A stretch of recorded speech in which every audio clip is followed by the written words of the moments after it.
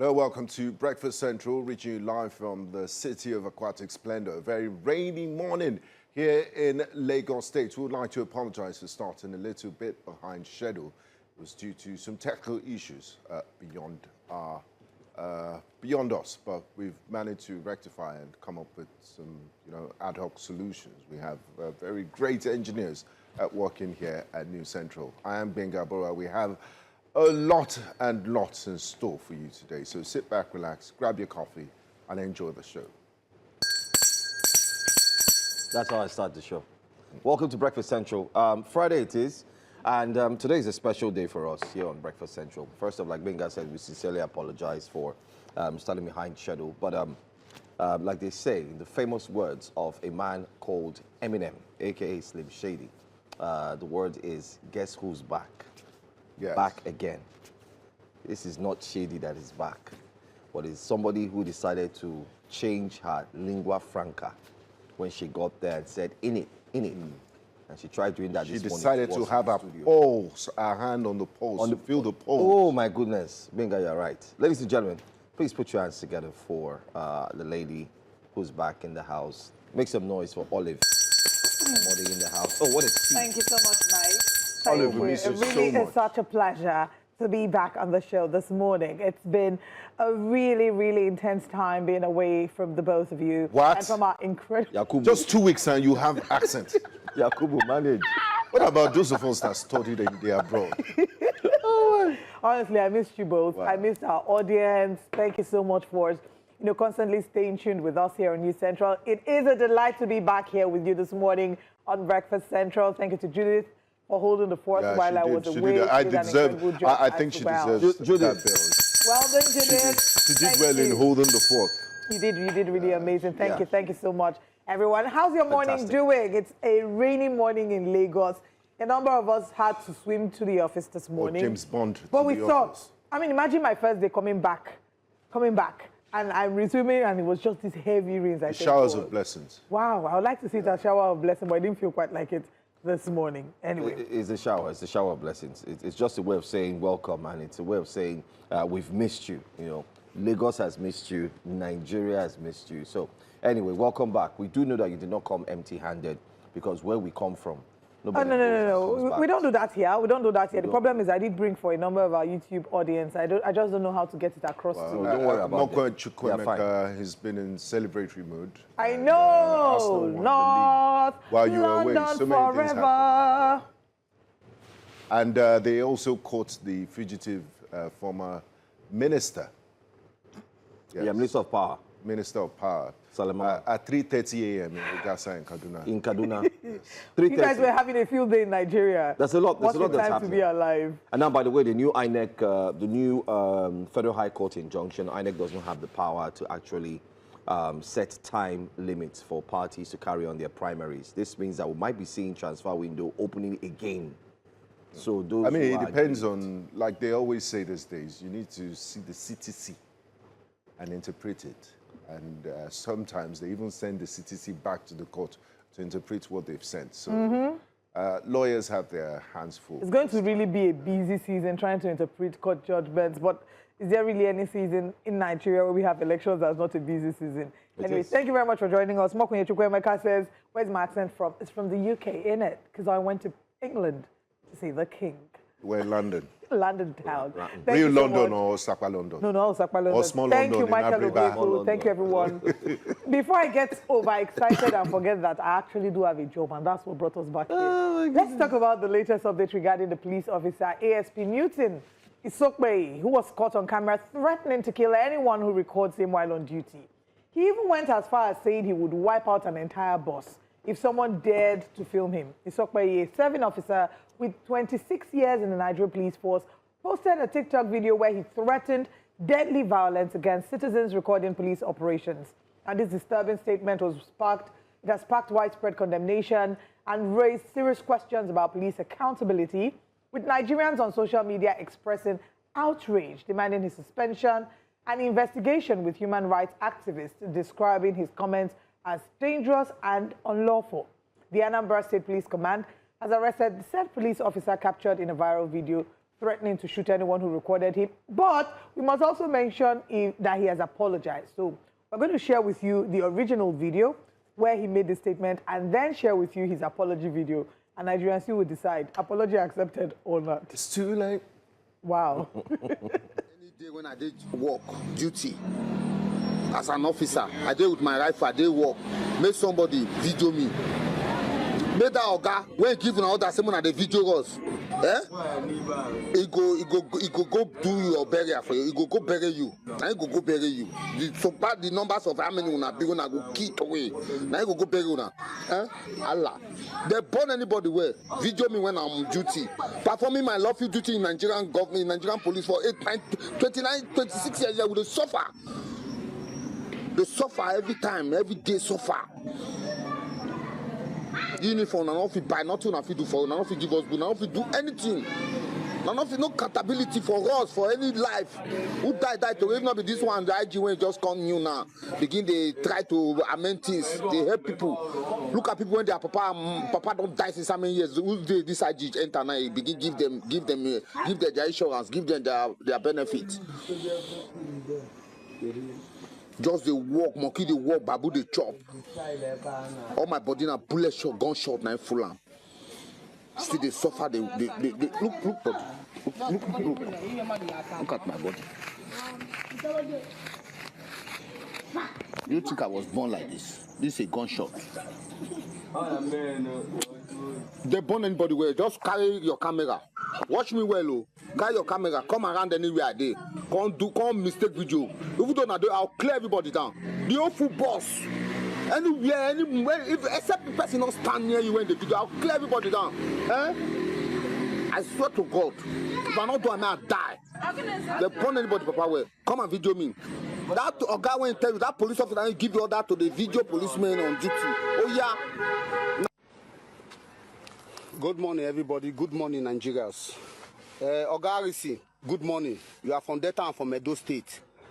So I've been pushing a video since update from time.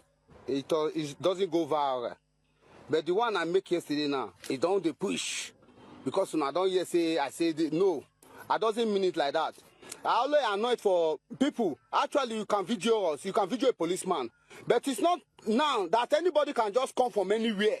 Started videoing somebody is on duty. Even some policemen sitting on their own, they will go there and be videoing there. They have taken it beyond that for us. If we even make the policemen not to work active, because we are supposed to work active, go they fear, say, may they not video, may they not do this. Anything can happen. I'm a full Nigerian, I'm a full born of Nigeria. My father is a soldier. I grew up in the Barra, Kaduna Barra. I was born in Kaduna. There's never a time. Anybody that knows me should they will tell you my duty, my police duty. I've served in this country. I doesn't mean it like that. But just because of annoyance, but because of some other people have started making trending video about policemen and all. You should not do us like that because we don't have a capable time to work as activities, men. I'm not just talking. I talk with annoyance. And if I talk, the thing pain the vessel like that, Mona forgive me. Mona forgive me because all of us are brother. No matter anything when they happen, all of us are one love. Now I don't come for this one, I don't they go. Not be so. How I go there kill my people? How many are there? We don't do that. Everybody should. Anywhere they ask of me, people will tell you you testify the glory of me. I not be person. Will not be person when they go forward, when they begin go back. No. If we stand by unity, say I don't work mobile for 12 years. I work, I serve my fatherland. I know say yes. Now my heart I take the servant. I know the servant they find money. People who know me go testify about me. Harrison, forgive me. I beg the whole Nigeria. Mona, forgive me.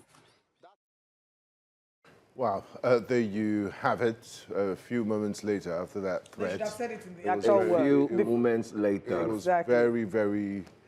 He looked sober, and he realized. No, he did not look sober in that apology video, Binga. That was far from sober to me. I believe that was an apology that was given because he had been put under pressure. He had seen the virality of the video, not necessarily because he realized that what he said was wrong. But the first thing to point out is the sheer impunity, the fact that a police officer will be able to film a video like that, not only film it, post a death threat publicly, it tells you that there is really no fear of accountability. It's akin to those terrorists on TikTok who make videos showing their face, showing themselves counting money. Again, it tells you how much of a culture of impunity we have, where you have the nerve. There are certain things you can think or say, but that you film it and you post it on social media, on your personal social media page, that tells you that there's really no fear of accountability or him, being held to account in any way. Zero discipline. Also Zero. made a veiled threat on it. I mean, that spurts of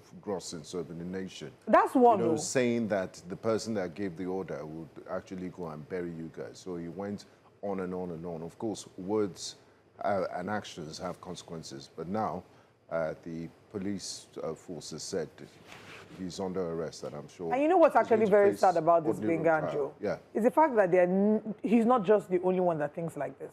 That there's a number of them that think like this. A huge number of, I don't know what fraction. If not, we would not be having instances of police brutality.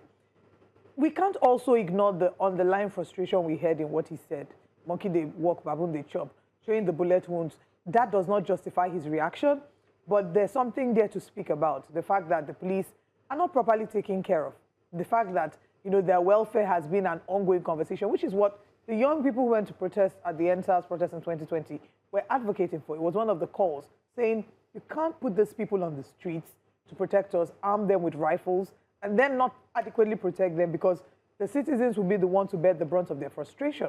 So their welfare is something to speak about. And I hope that this raises, again, because it's not like the police is unaware, or that those, at the helm of authority are not aware that Nigerian police officers are poorly taken care of. A number of them are poorly taken care of, right? So we did take the story of the protest that happened, where some police officers went to protest, talking about their welfare. So it's not a new story. That's something to be looked into. But I would also applaud the police for handling this speedily in 24 hours. What we've seen is they responded quickly, he was arrested, they were very swift with their response. So I think that's something to applaud there. And we hope that, my hope is that a number of them who have the same line of thought will continue to show themselves like this on social media so we can quickly fish out the bad eggs. I agree. I think for me, I'm going to start off with why the police needs to carry out a rain check on mental evaluation, especially on all police officers. It is true that they've gone through a lot. First of all, while not trying to side with what Officer Newton has said, of course, the law must take its full course. But let's look at it this way as well, Nigerians. The police, as an officer, 26 years in service, maybe he doesn't have a car, he's not well paid. We do hear stories of them having to buy their own uniform and so on and so forth, right? But you can see all this frustration, Penny, and let's be honest, if you look at that police officer, ASP Newton, you can tell that one way or the other, he may be under the substance, whether you like it or not. Because while he was speaking, you could tell from the look in his eyes, from his cognitive disposition, you could tell that this person wasn't speaking from a right frame of mind. He was speaking from one, there's pent-up anger. Two, there's possibly an inducement. So when we hear that NDLEA wants to carry out, drug tests for secondary school students, this is when Nigerians say, why don't you start from the police first? Because we've seen videos everywhere showing the police officers either engage in one form of substance taking and the likes. But then again, I like the fact that the police swung into action very quickly, and that's true. I just want to link this to what happened in San Diego on Monday at a very popular mosque where shooters, and we've seen them in America, sometimes you identify these shooters, they start small. They start talking about hate crimes, why they are angry, if they had guns or weapons. They go online, they join a team, they become fascists, you name them, whatever you want to call them, and then they carry out the action. What ASP Newton doesn't know is that he came out to speak clearly on what he wants to do. Because out of the abundance of the heart, honestly, the mouth go talk now. And the mouth has said it, that he said he will bring everybody down inside the bus. Can you imagine the tragedy? So if you've exposed yourself this much, then definitely I don't expect anything less. I expect that the IG and, of course, the Anambra State Police Command will carry on the action that's needed and ensure that either he's suspended and he faces the law. Just before we go to what Nigerians are saying, I just want to read a tweet from Mr. Chidi Odinkalu. He was the former DG of Nigerian Human Rights Commission, and he chose slightly the same type of line that Joe has taken. It says, I take a slightly different angle. First, I'm glad this officer made this clip. It's a cry for help. And it's indeed true that men and women in the Nigerian police force work under intolerable conditions. No one can be asked to protect their dignity when they haven't known it. But there's a good reason in this clip for Tunji Disu to withdraw this officer from further police duty, especially one involving interface with the public. He has become a danger to himself, his family and friends. He's clearly under intolerable PTSD. Post-traumatic stress disorder. He needs care, not discipline. Well, I disagree with you. He also needs some both discipline. care and discipline. So he says, in conclusion, he says, my suggestion to the IGP and the Police Service Commission is to retire him with full benefits, full medical evaluation and attention. This way, he would no longer be a danger to himself, family, friends, and the general public. You know what is very dangerous about this? And Joe said it. Like we've seen, I remember German wings aircraft. This pilot was going through some psychological problems, and he decided to commandeer a full passenger aircraft, a Boeing 737, and looked for a mountain in the Swiss Alps and crashed it there. So he starts with the signs are always there, the telltale signs. So this was danger that was going to happen, and it's a good thing he really made that video. And just to reiterate what we've said, yes, it's about time for psychological evaluation, especially men of the Nigerian police force. In short, men of the Nigerian armed forces, if you are holding firearms or if you're given the responsibility to hold arms, to bear arms, then you should undergo some sort of mental evaluation. And just to reiterate and to speak to the crux of what he was speaking about, Nigerians are allowed to film law enforcement officers in the lawful carrying out of their duties. There's nothing illegal about it. We've seen the police IGP speak about it. We even here on the show, we had the Lagos State Commissioner of Police, and I remember asking him that question. Is it okay, is it lawful for officers to film you? And he clearly said, Nigerian police officers have nothing to hide. In the dispensation of their duties, Nigerians can film them. Also, there is a court case, Maxwell Nusakari Waifu against the Inspector General of Police and 30 others. And this was, sparked by an encounter on the 10th of May, 2025. So there was a federal high court judgment that said that it's okay for Nigerians to film. So far, that is the legal position. There's nothing illegal about it. Absolutely. And we must say, yes, they have fired him or they've arrested him, but arrest is not necessarily discipline. We hope that the police is able to follow through and keep the public updated. But let's see what Nigerians are saying about this before we move on to our next story. On X, Nigerians, of course, this is the Nigerian police force post. They condemned the threatening conduct by a police officer in viral video and have ordered immediate disciplinary action. I'm just going to take one or two paragraphs and we're here to tweet and maybe YouTube comments. It says, the force wishes to state unequivocally that the conduct and utterances exhibited in the video are unacceptable, unprofessional, and inconsistent with the ethics, standards, and code of conduct of the Nigerian police force. Such actions run contrary to the ongoing reform initiatives of the force aimed at promoting transparency, accountability, professionalism, and citizen-focused policing. So yes, this was a thorough criticism of these actions. I'll take a few comments. It says, we they suffer every time. Uniform no fit buy, nothing. Uniform una no fit buy, nothing una fit do for me. You didn't face the government and people in power that made your life miserable. But that me, innocent citizen, you won't buy. Good Why? Point. Good point. The average rogue police have no respect for authority. This is why no matter how many times a law is passed from the IGP, they never obey, Khan says. This was why we insisted that no member of the tactical squads be sent out without completing attitudinal training and psychological evaluation. You don't give guns to people like this and expect them to follow any rules beyond those they set for themselves. Key word there is psychological evaluation. And we see here on YouTube, Mokwe Chukwemeka says, when your village people have said you want to retire after service of 25 years, this police officer is an example. Unfortunately, he's gone. Michael Zhu says, Newton apology not accepted. He's one of the numerous criminals in police uniform. He should be transferred to Goza or Sambisa Forest. Mr. Johnson says, never. His apology can never be accepted. He must be sacked so it can be lessons to other officers. If you cannot allow the citizens to checkmate your actions as their organs have directed, the officers should resign. It's as simple as that. And Mokin Chukwemeka also says that apology was a damage control. A failed damage control man should be gone ASAP. Final comment I'll take for now. Oyedokun Olaide says, what is the academic qualification of this officer? He's talking like, Anyway, let's move on to our next story. And I don't know, for some people, they might interpret this as good news. Some of us, might see it as... Well, it's actually a story that's got to do with the closure of Eko Bridge. Well, that's a conversation that we look forward to actually have in the course of our conversation. But if you just tuned in, this is Breakfast Central. Let's go straight to our top stories for today on a Friday and bring to you all the interesting things we'll be talking about today.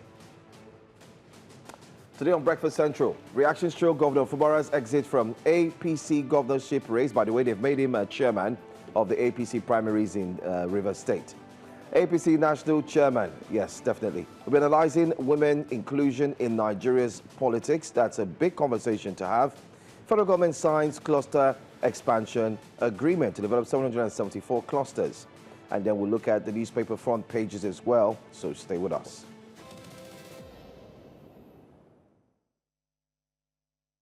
You're welcome back to Breakfast Central.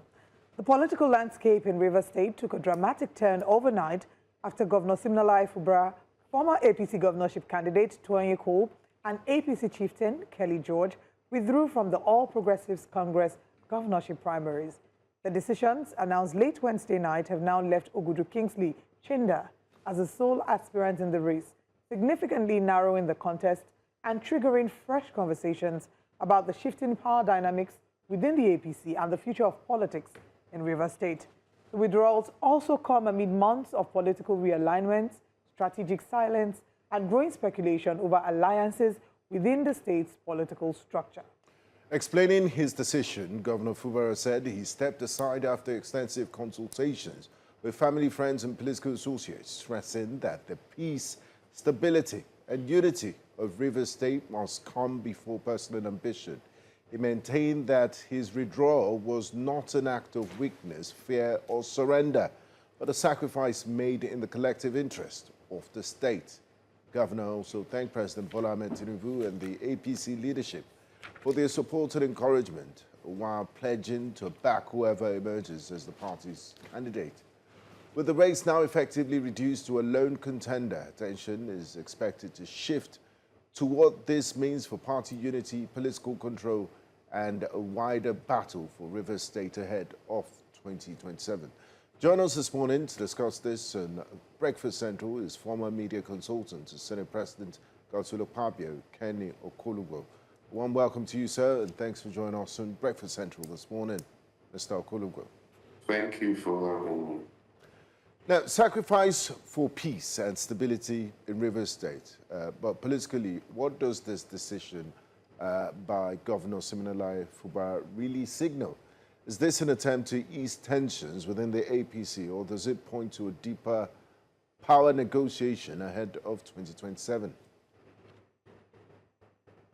Well, I actually see it as to ease, one move that actually has eased the tension. Honorable Chinda has since emerged as a candidate, no more an aspirant like you introduced him this morning. The primaries were yesterday. It was quite peaceful. I think if you look at it, it depends on the perspective you're actually going to look at it from. I don't think Governor Fubara should have got the form at the onset if he had been setting agreements, as was said by his godfather, if I put it that way, Minister Nyesom Wike. And the battles that were fought from November 2023, which was just about 6 months that he took over office till date, would have been avoided if he was more diplomatic in my own perspective. Because you remember when the House of Assembly was burnt on the 19th of November 2023, it was very clear that the peace in Rivers State had shattered and the camps are divided, and I think it was too early in the day to for that division to have started. And then they were all in the PDP. He was still in the PDP. And we now had the defection from the 27 members that he also christened that they don't exist. I actually foresaw that they were doing a state of emergency. I think I might have been the one that spoke about that. I spoke about it in 2 other sister stations. And then people were like, why was I speaking in that time? Because I could see what was coming if they had not embraced peace. And I saw that Governor Fubara was being advised by all sorts of people. The more they tried to look for peace, and Minister Wike was not also, letting up. And so it was a case of a clash of titans, because the governor is a very powerful person in a state. They build a lot of powers. And sometimes you could also hear Governor Fubara say that he was not wielding all his powers because he didn't want a situation whereby there was going to be a breakdown of law and order. And the minister also felt Governor Fubara had been so ungrateful, having been chosen amongst the others who had indicated interest in 2022 to fight for the primaries and eventually emerged as the governor of Rivers State. So the background was such that the president had to intervene a couple of times. But if it was true that you have actually committed yourself before the president, who is the leader of the All Progressive Party, which is now your party, that you're not going to go for a second tenure, then it was wrong for you to have purchased the form in the first place. But all that is begging the question now that he has decided to withdraw from the race and a candidate has emerged. I think Rivers State is going to move on. And the beautiful thing is that he has also pledged to work for that candidate. And that's a beautiful thing. The sincerity of his followers working for the candidate is what you might also, take a look at, because a lot of his followers, whether you like it or not, will be very unhappy at this stage. Okay.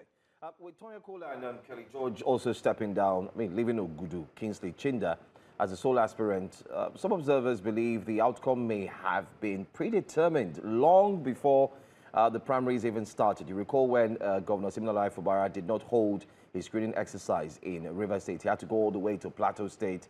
And then coming out of the exercise, questions were asked by journalists and he refused to answer.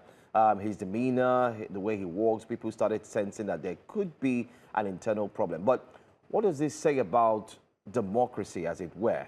Are we allowing godfatherism to actually dictate what each state or what democracy will look like starting from now and the impact it will have in the future? No, he didn't go to Plateau State for his screening. He was screened in Abuja. Every governorship aspirant of the APC was screened in Abuja, just like he held it at the Plateau Governor's Lodge. That was where the screening exercise took place.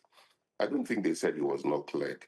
But I see that Tony Cole was also magnanimous, because if you look at it, Tony Cole is a legacy member of the APC, and they came to meet him in the APC. And his withdrawal statement also showed that he did not withdraw under pressure. They had meetings, they were setting understandings that were reached.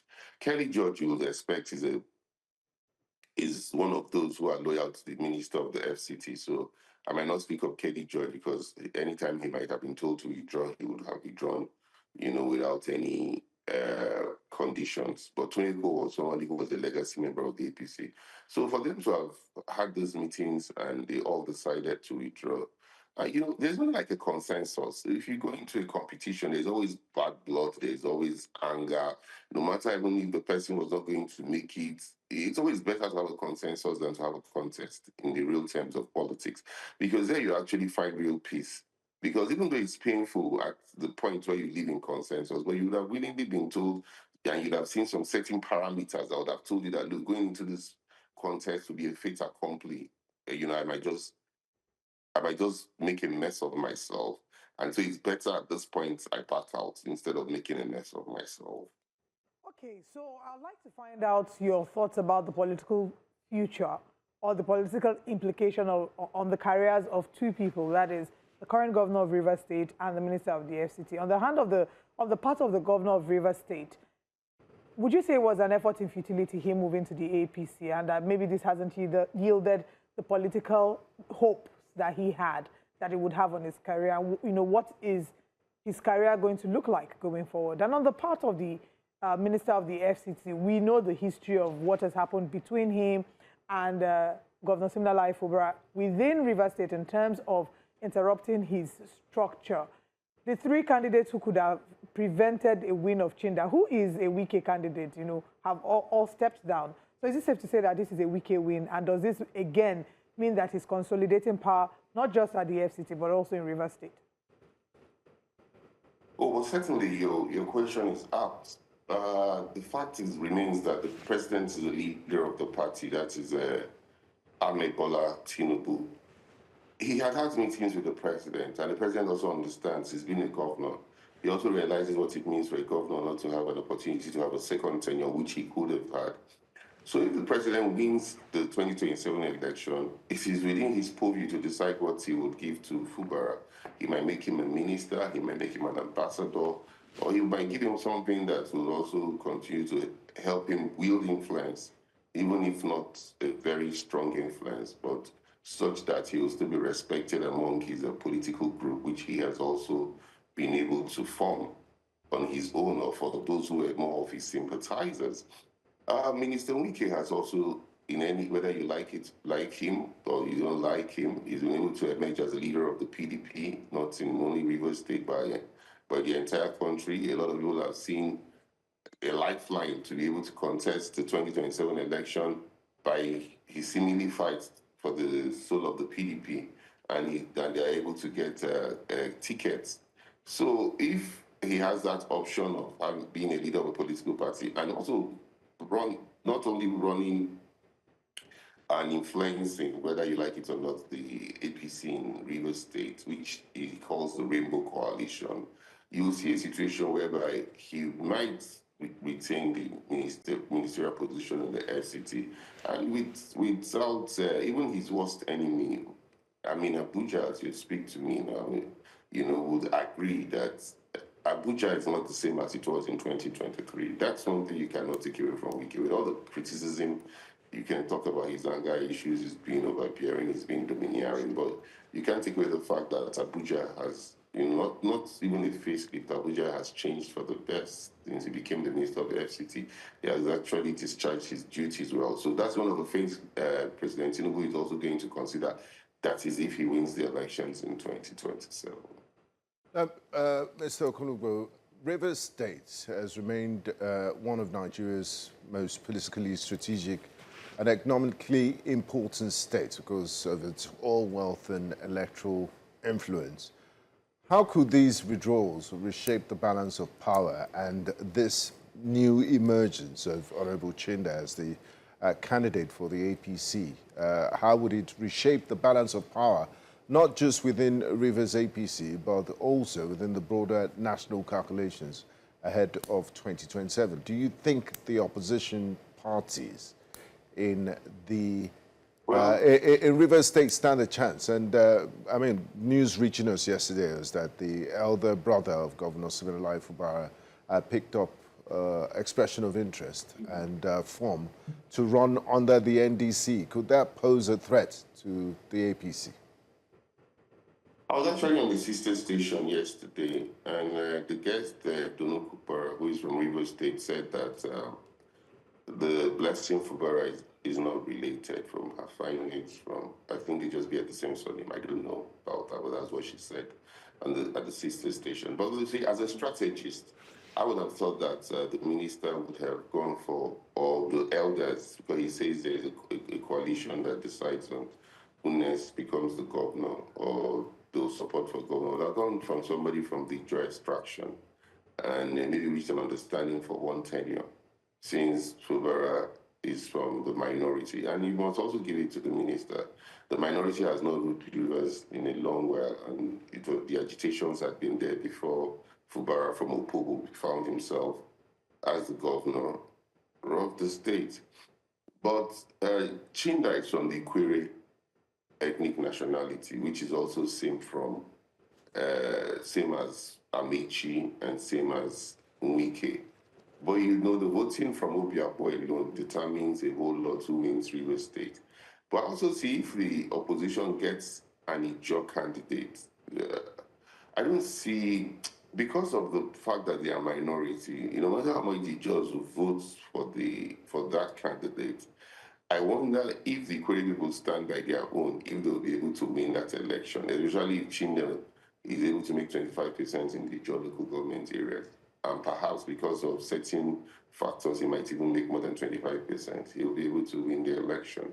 So it depends on the perspective you look at it. But if you don't look at these other parameters, you would have expected that the candidates should have all been from the interior extraction, just to allow that 4 years for the judge and before it moves to the next senatorial district. I mean, since you talked about moving, I'm sure you're aware of the Federal High Court in Abuja's recent injunction stating clearly that INEC doesn't have or lacks the power to actually coordinate or decide what parties will do with their primaries and the time frame. Do you think this would see more politicians now move to other parties, especially looking at the camp of Fubara, where 65 of his aides did not make it through the screening exercise, even though some of them said they were screened, as we saw videos online. But do you think this new court injunction will give them the opportunity to move and also reinforce their commitments to actually go ahead and look into the 2027 elections, knowing fully well that they have the powers to drag, as it were, the state government position?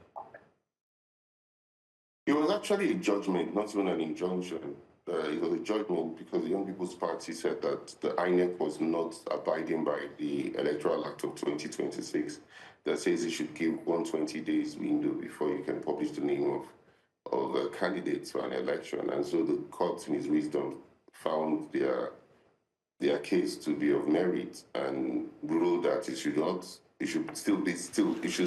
move to September. I mean, a whole lot of things are going to be altered, but parties have gone on with their primaries. Candidates have emerged. You cannot tell those candidates to wait till September to carry out another primaries. So what I think, like you rightly said, is people will have an opportunity to now move, but maybe those candidates that have emerged, they will ask someone to withdraw, because the only way you can change candidates in an election is either by death or by the voluntary withdrawal of the candidate. And in that case, when the candidate withdraws, primaries can be held again, especially for those who feel shortchanged. No doubt, a lot of people are feeling very bad with the primaries that have gone on now. We have also seen a lot of complaints. A lot of them from the video evidences that you can see are quite germane. And so people will take advantage of that opportunity, because you look at it, 4 years you might say 4 years is not a long time, but 4 years is a lot for you to impact on your people if you're able to reach your heart desires of either representation in terms of the House of Assembly, the House of Representatives, the Senate, or an executive like the governor or even the president. So that judgment is a landmark judgment. If INEC does not appeal it, and even if they appeal it, it's going to take some time. But what it is today is that INEC cannot close the window on the 10th of May as they close the window for the submission of names of political party members, or insisting that May 30th should be the last day for the submission of name of candidates to INEC. Is it, we will say that, now that we have candidates from the APC, all the others have stepped down, it's finally Uhuru in Rivers State, and that there wouldn't be a repeat of what we've seen, because it feels like for the most part of Governor Sim Fubara's tenure, he spent his time defending and trying to protect himself as governor. A lot more attention was paid to politicking than actual governance. And this is not the first time that we've seen politicians or governors coming to claim betrayal. Even Wike himself, we remember the issue between him and Amechi, the accusations back and forth, and now the alleged betrayal of Sim Fubara, even though they seem to have found peace. Now he has an anointed candidate. Do you have concerns that we may see a repeat of this again? I think at this point in time, if I put on my analytical cap and as a strategist, there will be relative peace. All the fight was for him to be able to go for a second tenure, and it has culminated in his withdrawal. And now he has just 1 year to go. This is the time for him to consolidate on the work on most of the projects he's been doing, especially that ring road, which even Minister Wike has touted to be a re-election, project, and so many other things that will impact on the people, so he can leave a lasting legacy. And so we will look at it in Fubara's regime. That was when we achieved X, Y, Z. But sadly enough, I keep talking about it. This fight has cost the Rivers people a whole lot of funds. 20 billion naira was used to build and not the Rivers House of Assembly complex. No doubt they might have wanted to upgrade their House of Assembly complex, but they won't have spent 20 billion naira if it was not burnt and if it was not pulled down by Governor Fubara. And that is not to say how many billions must have gone in behind the scenes of paying of lawyers, getting up to Supreme Court, engaging senior advocates of Nigeria, lobbying, so many intricacies that have gone on between them outside the scene. So it's time for healing. It's time for Rivers State to move ahead. Rivers State is a very important state in the polity, and the stability of the country, depends a lot on Rivers State. Most of the IOCs, all their headquarters are in Rivers State, and they're now producing states, and so it's very important to the economy of Nigeria, as you say so. So Fubara has an opportunity to now move ahead and continue commissioning projects and, building on the legacies that he would leave behind and be remembered for. Okay. That's what I think. Now, you said River State is very important economically, and we all agree. Another group of people that we hardly talk about in all of this, they're a huge stakeholder, and they, at the end of the day, will decide their political destiny, is the people of River State. What's the general sentiment among them? Because they were not part of any agreement that, the belligerents might have signed, and at the end of the day, they just want a good governance. So where are the ordinary people of River State? Where do they fit in all these political calculations and deals that are happening and movements? If I look at, I'm sure you must have seen the videos for the primaries yesterday, especially when Honorable Chinda was making his speech.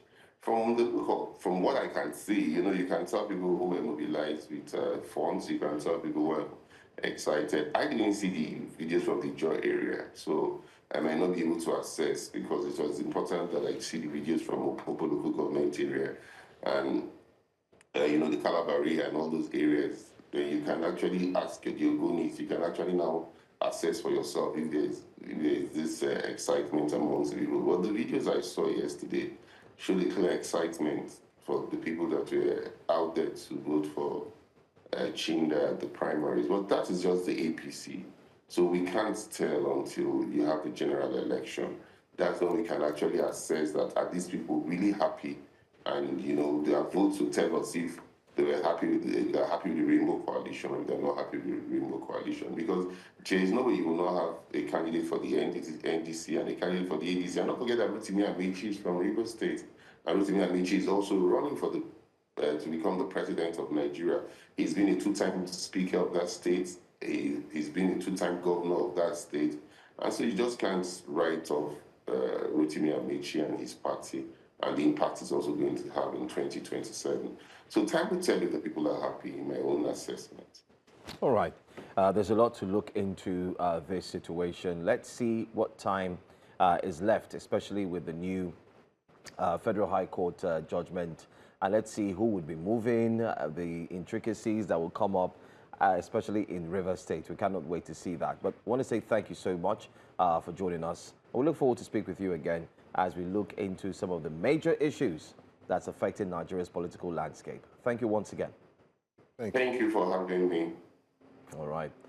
Well, let's move on now to another story and tell you that the leadership crisis rocking the Labour Party, yeah, remember that party, has taken a fresh turn this time as the national chairperson of the party, Nnamdi Usman, has petitioned the Department of State Services, DSS, and the Inspector General of Police over the activities of embattled former chairman, Julius Abure, who was selling forms for free. So he removed selling. He said all Labour Party forms are free. Well, speaking to journalists in Abuja, Senator Usman accused Abure of allegedly misleading unsuspecting aspirants by disturbing distributing nomination forms ahead of 2027 general elections, despite ongoing legal disputes over the party's leadership. Now, she expressed shock that Abure continues to parade himself as the party's national chairman, even after the Court of Appeal affirmed her leadership position. Take a listen. We received the news, surprisingly. It was a big surprise. because if the courts have said his tenure was over, we then went to Umuahia, had a national convention, and new leaders were elected. INEC was there. INEC recognized what we did. The names on the website of INEC as the leaders of the party are those that were voted for in Umuahia. Then he comes and he's distributing free form. Okay, wallahi, I don't know. Police, we've reported to the IGP and we've reported to the DG SSS. All right, so there you have it. The chairman of the Labour Party, who definitely speaking to members of the press, stating clearly that she doesn't understand why the embattled former chairman, Julius Abure, is still parading himself as the all-important chairman. And the most important question is selling forms for free. But we'll talk about that story in a bit. Let's tell you that Nigeria's drive for grassroots industrialization is receiving a boost with the signing of a strategic agreement to develop industrial clusters across 774 local government areas of the country. The initiative is expected to create jobs, support entrepreneurs, and strengthen local production. Well, News Central's Sumaya Abubakar tells us more in this report. It was a moment of note for officials of the Raw Materials Research and Development Council. The event, which had private sector partners present, saw the signing of an agreement to develop clusters across the country's 774 local government areas. The initiative aims to boost local production, support entrepreneurs, and expand economic activities nationwide. When you have clusters, when you have pockets of plenty of all of that across 774 local governments, you would have activated the economy in a very, very significant way. This program will enable the country to turn each local government to industrial hub that will house about 5,000 clusters per local government. And in line with the objectives, it has been designed such a way that one MSME will be able to generate 80 million naira annually. We have also planned to see that the two projects that they are initiating to start in the northwest, in the southwest, that the council plays its own role according to what has been prepared on the MOU.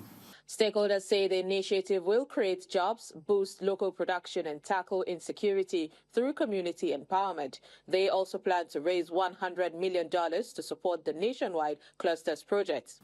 Everywhere in Nigeria, there are substantially idle potential. The clusters will awaken those potentials and form the fulcrum and the foundations for industrialization. 774 industrial clusters we are going to develop are going to be maritime by guards that are well equipped with the ICT's gadgets, so that these clusters are protected. And by the fact that we are doing that, we are going to help these various communities to empower them so that we can convert them, those who are ready for making trouble, to become the engineer of the economy we are envisaging. The organizers say the project is expected to strengthen industrial growth and drive sustainable development across rural communities nationwide. In Abuja, for News Central, Sumaya Abubakar. Let's now bring you a recap of the conversations we've had this morning and also bring you up to speed with what we have coming up next. Now, this morning on Breakfast Central, we looked at the reactions trailing Governor Fubara's exit from the APC's governorship race and the impact of this politically on the state. Federal government signed strategic agreement to develop 774 clusters. And in the Labour Party, Nenadi Usman petitions DSS IGP over Abure's activities. Let's now share with you what's coming up next on Breakfast Central. Coming up next, APC National Chairman Lord's peaceful and competitive nationwide exercise. We'll be analyzing women inclusion in Nigeria's politics and speaking about education. ASUU threatens to shut down universities over unimplemented agreement. Please stay with us.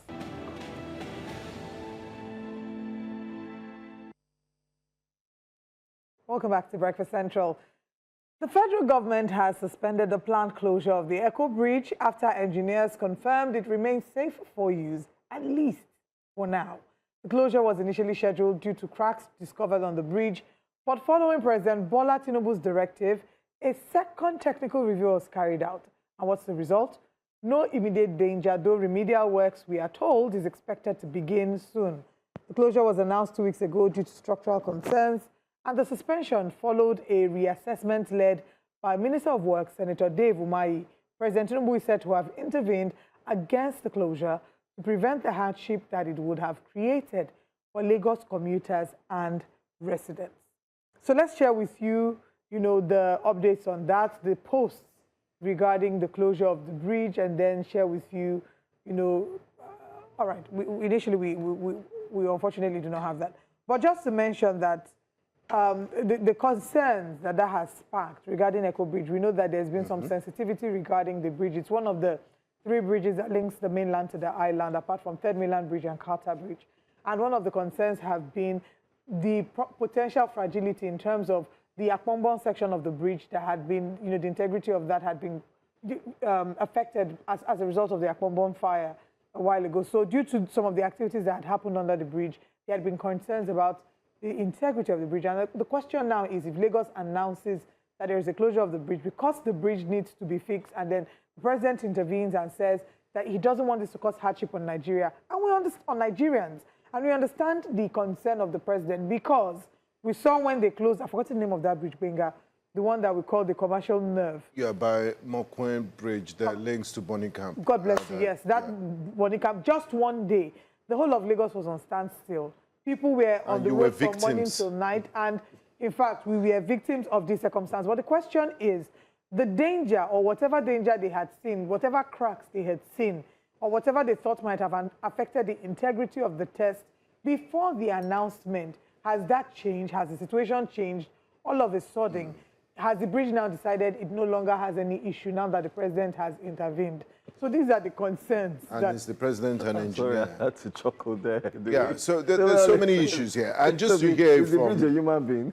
And just to hear from the Honorable Minister himself, he said the president asked me to come back here and take a second look at the decision, as we don't want to induce much hardship. There's so many questions here. Right? Did you even do a thorough job in the first place before saying you are going to close such an important artery for 6 months? If you know how important that bridge is, it leads people, connects them to the island, connects them to Costain, connects them to the Apapa axis, and there's a whole lot going on there. And there are also questions about safety. Safety should be priority. Did you think it through? Did you think it through before making that announcement? We're seeing this reversal now. He also said that I can assure you the president means well, and we owe him prayers and support, and God will take us there. Nigerian politicians, they never fail to invoke God at the slightest opportunity and praise. It's good. And he says that, okay, so that's about it. And people are wondering, do you open and close bridge on vibes and how you feel? Sorry, what did you say? Open and close on what? On vibes. Okay. Today is Friday. Yeah. You see, this is a very pertinent topic to look into. First of all, the Eko Bridge was constructed during Nigeria's First Republic, if you recall, and it took a period of 10 years from 1965 to 1975 by the then Minister of Works in the First Republic, General Shehu Shagari, back then. Of course, it was as a result of donation from Germany, if you recall as well, the German government. So from 1965 to 1975, opened in 1979, if I recall. Aside that, 1969 opened, and then, of course, used by motorists and so on. But the point here is, they had highlighted, just as Olive mentioned, that there were issues with the bridge and they had to look at it. That's not even the bone of contention in this conversation. The point is, you wanted to fix it. You checked it, like you said, Benga. And all of a sudden, the president says, oh, no, you're going to cause hardship to the people. And you checked again and said, oh, wow, okay, we really don't have to close we it. don't really have to close it. The president has really spoken. And yes, we want to. So we don't understand, Minister Dave Omai. We really don't understand. Is the bridge due for repairs? Did you do a thorough check? So from what he's saying now is they can repair it without closing the bridge. And, you know, remedial works will be ongoing. I mean, the works that they have to carry out. Wasn't this an option in the first place? Exactly. So if that was a viable option that they knew, why was the first response, or the first response to this being that they want to completely shut down the bridge and inconvenience Nigerians? This is not the first time the bridge has been shut down. It's been shut down at different times, one time as long as 15 months, and it caused intense hardship on Lagosians. So if that is an option, why do we always go for the harder one? I mean, that's a conversation to have. But let's now move away good from... News. Let's just mention well, it's good news to good news to that they don't have Nigerians. to fear. Well, I can imagine. Imagine what you went through in the closure of that only you would have been small hosting breakfast Mokwen center. bridge. Then a whole span of Eko Bridge. No, You would have been hosting breakfast disastrous. central. I don't alone, think they would. You and the White Lion. Okay, let's move away from conversations about the bridge and talk to you about politics. Despite women making up nearly half of Nigeria's population and voting strength, our representation in elective offices remains below 10%. Advocacy groups, civil society organizations, and international partners have consistently raised concerns about systemic barriers from exorbitant nomination fees to entrenched patriarchal structures that continue to sideline women in politics. As the 2027 elections draw closer, the urgency to address these challenges have never been greater. From the Beijing Declaration of 1995 to Nigeria's own national gender policy, commitments have been made to ensure women's inclusion in governance, yet the reality is stark. Women are often pressured to step down for male aspirants excluded from strategic negotiations or relegated to ceremonial roles within party structures.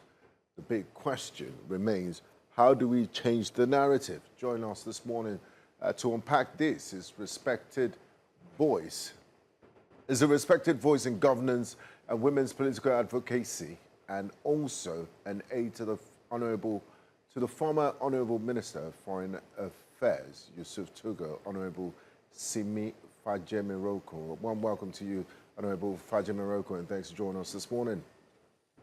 Good morning, and thank you for having me. Yes.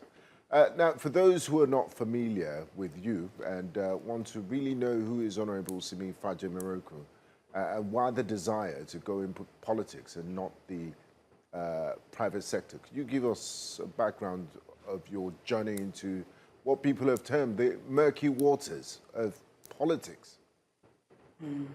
Thank you so much. So my name is, as you said, Simi Fajemiroko, and I've joined the APC party since 2014. We're part of I've headed the situation room of the Presidential Campaign Council in 2019 and in 2023. So we've been in the background of politics, actually, using technology, ensuring inclusion, using data to make sure that politics is actually not just about the murky waters, like you said, but there's strategy, there's data, and bringing that private sector approach to how we do politics. And politics is about people, it's about numbers. I mean, it's one space where data analytics is ongoing, polling, opinion shaping. So, it's actually very relevant to the work that I do as a strategy and communication consultant, and also a data analyst, at large. So we've been working in the party quietly, and this is my second run because I actually ran in 2018 for the first time, House of Rep, and I'm running again right now for the constituency, Ileoluji, Okeibo, and Odigbo federal constituency in Ondo State. Well, I'm very excited to hear that. As a woman myself, I'm always passionate about seeing female representation in politics. The conversation about 35% affirmative action has been one going on for the longest time. And despite decades of advocacy, Nigeria still ranks really low, among the lowest in Africa for women's political representation. Why do you think this progress has been so slow? And what would you say are some of the most entrenched barriers that women face today? Thank you so much. I believe that most of the attention is usually on general elections. And so majority of the mental bandwidth when it comes to politics and elections is at the general elections. At that point, you've already gone through Congress, you've passed through primaries. And so I believe part of the problem is that the shout comes too late, when you can't make a difference anymore. So, you need to look at the foundation. Who's in the party Congress, and where are the women there? Then how many women came out for primaries? Where are the women there? Because it's input output, right? It's engineering. So if very few women are at the Congress and very few women are at the primaries, then absolutely even less women will be at the general elections. So I think we need to work our way back. And even before Congresses, what roles are women playing, in the ESCOs of the parties? Because if the ESCOs are made up of, for instance, you have your chairman, your vice, your woman leader, youth leader, the only time you see women is woman leader. Very rarely do you see a female chairman at the local government or at the ward level. So the problem is actually from the very foundation. And so there's no magic that can happen now when you get to general elections and people are like, oh, where are the women? Where were they in the party structure? Outside of being women leader, where were the female chairmen? Where were the female auditors, the female vice chairman? I mean, there's no magic, it's engineering, it's input output. You have few women play in the party structure, you definitely have few women at, fewer women at general elections because it's a contact sport. Okay. I mean, you already told us that you ran for House of Reps ticket. And of course, there were barriers. You've mentioned some of them. Where the women, sometimes you only hear them when they say woman leader and the likes. And you wonder, is that the only office that they can occupy? But we also know that you faced some controversies over, sexual harassment allegations by you against a permanent secretary and so on. Can you tell us how this may in any way impact your running for office again? Because that story did go viral some time back. How did this affect your candidacy in the race? I think it doesn't affect it at all. I think, if anything, it just shows a track record of advocacy, of representing unheard voices that are usually suppressed, voices that are bullied into silence. And so why is it called House of Representatives? It's to represent the voices that don't usually get through to the mainstream, either because they don't have the money in the grassroots or they don't have the clout, right? So it just shows a track record of constantly fighting on behalf of people, fighting for inclusion, fighting for people to work in dignity, whether in politics, whether in the civil service. And so you can see that there's consistency across board. It is a fight to constantly engage that our country does better, not just by our women, but by people across board. Let competence lead. Let those who do that, you should not be discriminated against because you did not sleep with somebody or you did not agree to compromise on your principles. You should be able to advance in this country. You should be able to progress in your career without having to be harassed or molested. Thank you so much. Now, Honorable Fajimirokun, what's the status of your primaries in Ile-Oluji Federal Constituency? Has it been done, and what's your current status? So our current status is we're awaiting an announcement from the National Party as the primaries were held last week, Saturday, and it was a good run. I believe it was a show of force. We saw young people, we saw in the party, we saw women leaders come out en masse to support who they wanted. They refused to submit to any imposition, and they came out within the party structure using the primaries to show their support, and the pictures and the video evidences are there. So we're just on standby waiting for the good news, but it has been phenomenal, a phenomenal journey, and I'm truly grateful to the people of Ile-Oluji, Okigbo and Odigbo, who came out en masse to support what was not the typical face in politics, but you can see that the people were hungry for a change, and they showed that by their numbers. Are you positive that you will emerge victorious when the National Working Committee or the headquarters of the APC in Abuja finally releases this result of the primaries? I'm an incurable optimist. So yes, I'm very positive because from the President Bola Ahmed Tinubu, from his days in NADECO, he's always championed democracy, you know, and within the party, it started with consensus, then it went to primaries, and we went to the field. We showed our strength in the field amongst our grassroots supports, and it's so obvious. I mean, democracy will win. And I'm so proud of our great party. I'm proud of Nigeria. If you look at what's going on around the West African region, you'll be very proud to even, no matter how imperfect our elections are, it's truly, truly a great thing to come from a country that still permits it, warts and all, you know. And thank you to you, the media, who constantly covers and provides protection for especially women and young people in this space. Thank you. All right.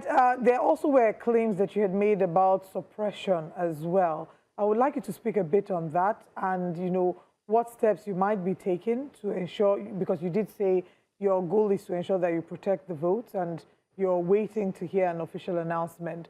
Speak to us about the suppression and maybe what evidence you might have to substantiate this. I think although every election cycle, I believe every election cycle gets better. I've been in the election space since 2011 till now. But of course, you know, our democracy just still needs that growing up, to be honest. And so in places where I was from, in particular, where I'm from in Ileoluji, did experience structure suppressing the people's votes, and INEC was there to observe. But there was no violence that I personally witnessed, but I think it was more of the government structure there being used to intimidate, you know, people on ground. But regardless of that, people defied all of that and still came out to support their candidate of choice. So I think the voice of the people is the voice of God, and we saw that across. And that was why we did that outing on Sunday, to again show that we're not afraid to protect our votes. Just to confirm, what shape did the intimidation take? Were they actively stopping people from voting, or did they try to convince them to vote otherwise? Not stopping them from voting, but in a lot of places there was no counting. So the validity of certain result sheets, it comes into question, because how did you rack up, you know, 1,200 when there was no counting, there was no official scene on ground? And then, yes, in a few places that some of our polling agents covered, they were told to move out of my line, to move out to the so-called anointed's line, or whoever, you know, they wanted to impose in that area. So that, you know, so that was it. And then you heard strange things like 1, 2, 10, 1,000. Wow. I mean, so,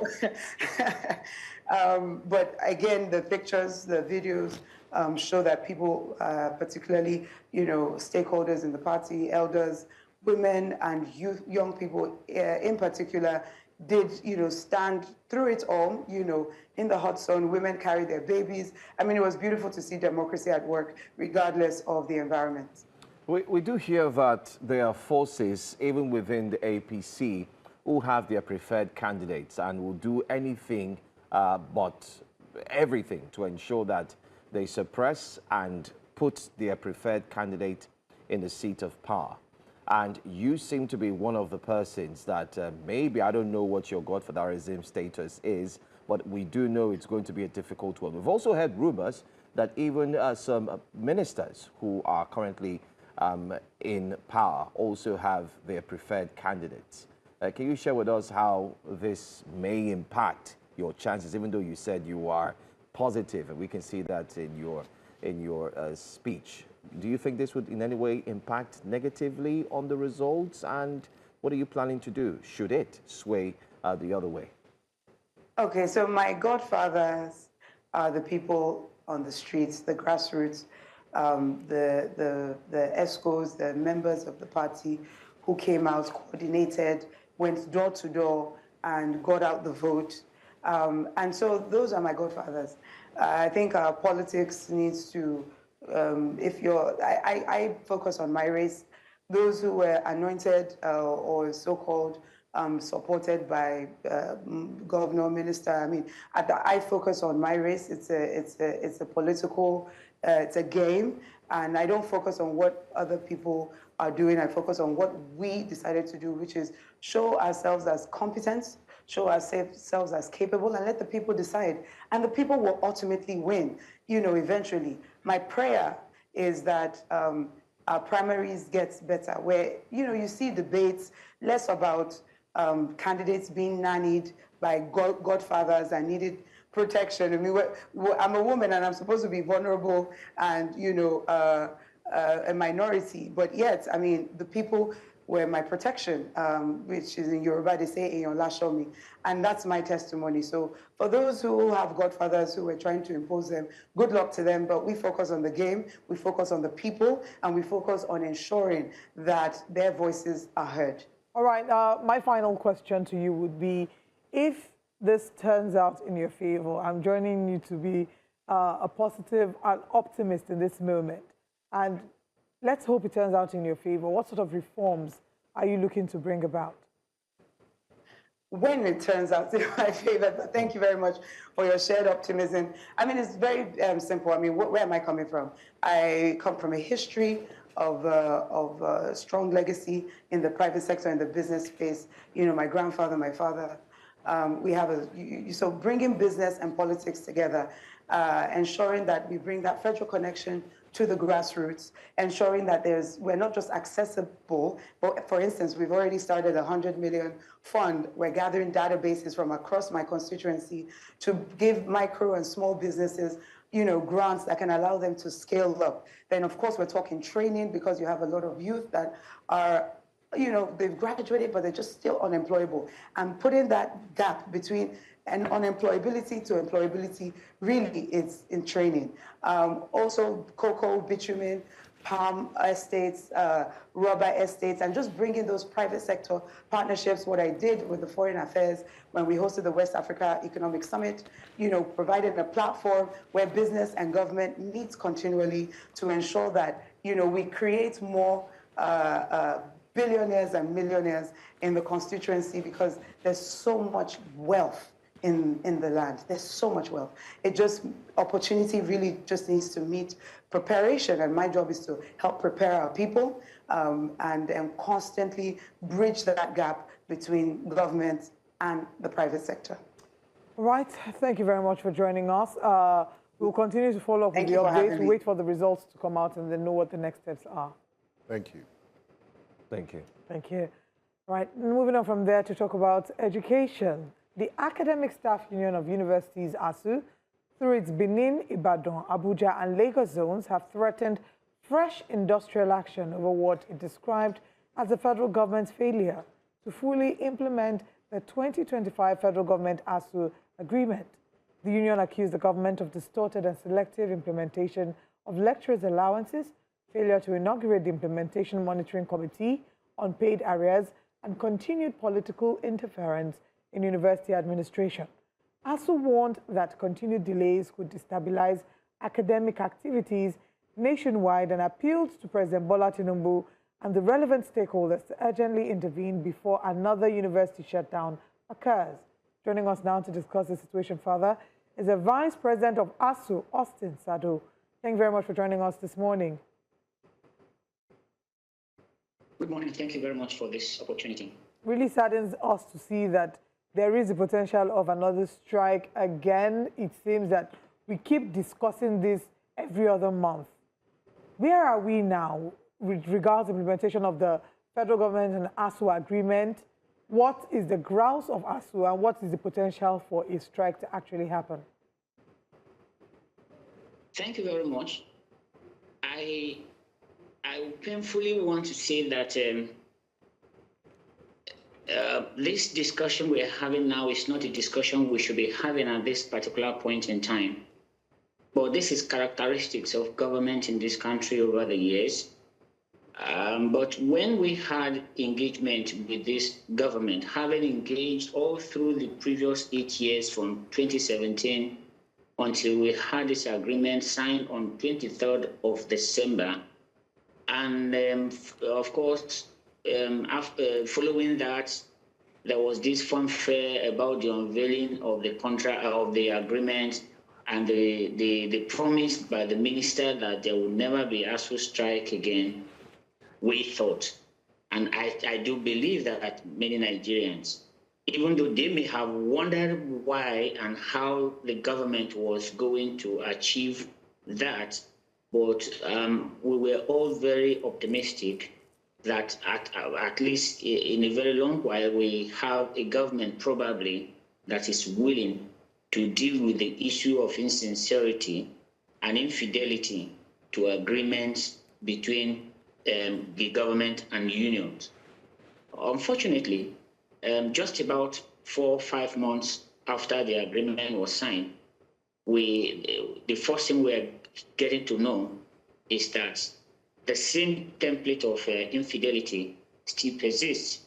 And our members are quite upset that we can't even prove, we can't even show. And I don't think the Minister of Education is able to provide that answer to Nigerians that the agreement, which they promised they will commence the implementation in January because they had already captured the monetary involvement in the budget of 2026.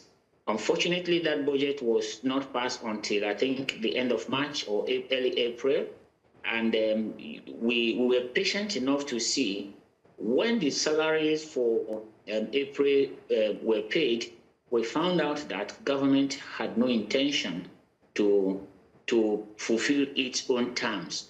And that's not far-fetched because the universities were actually asked, the minister had written to the council of the universities to look for funds to implement the agreement from January 2026.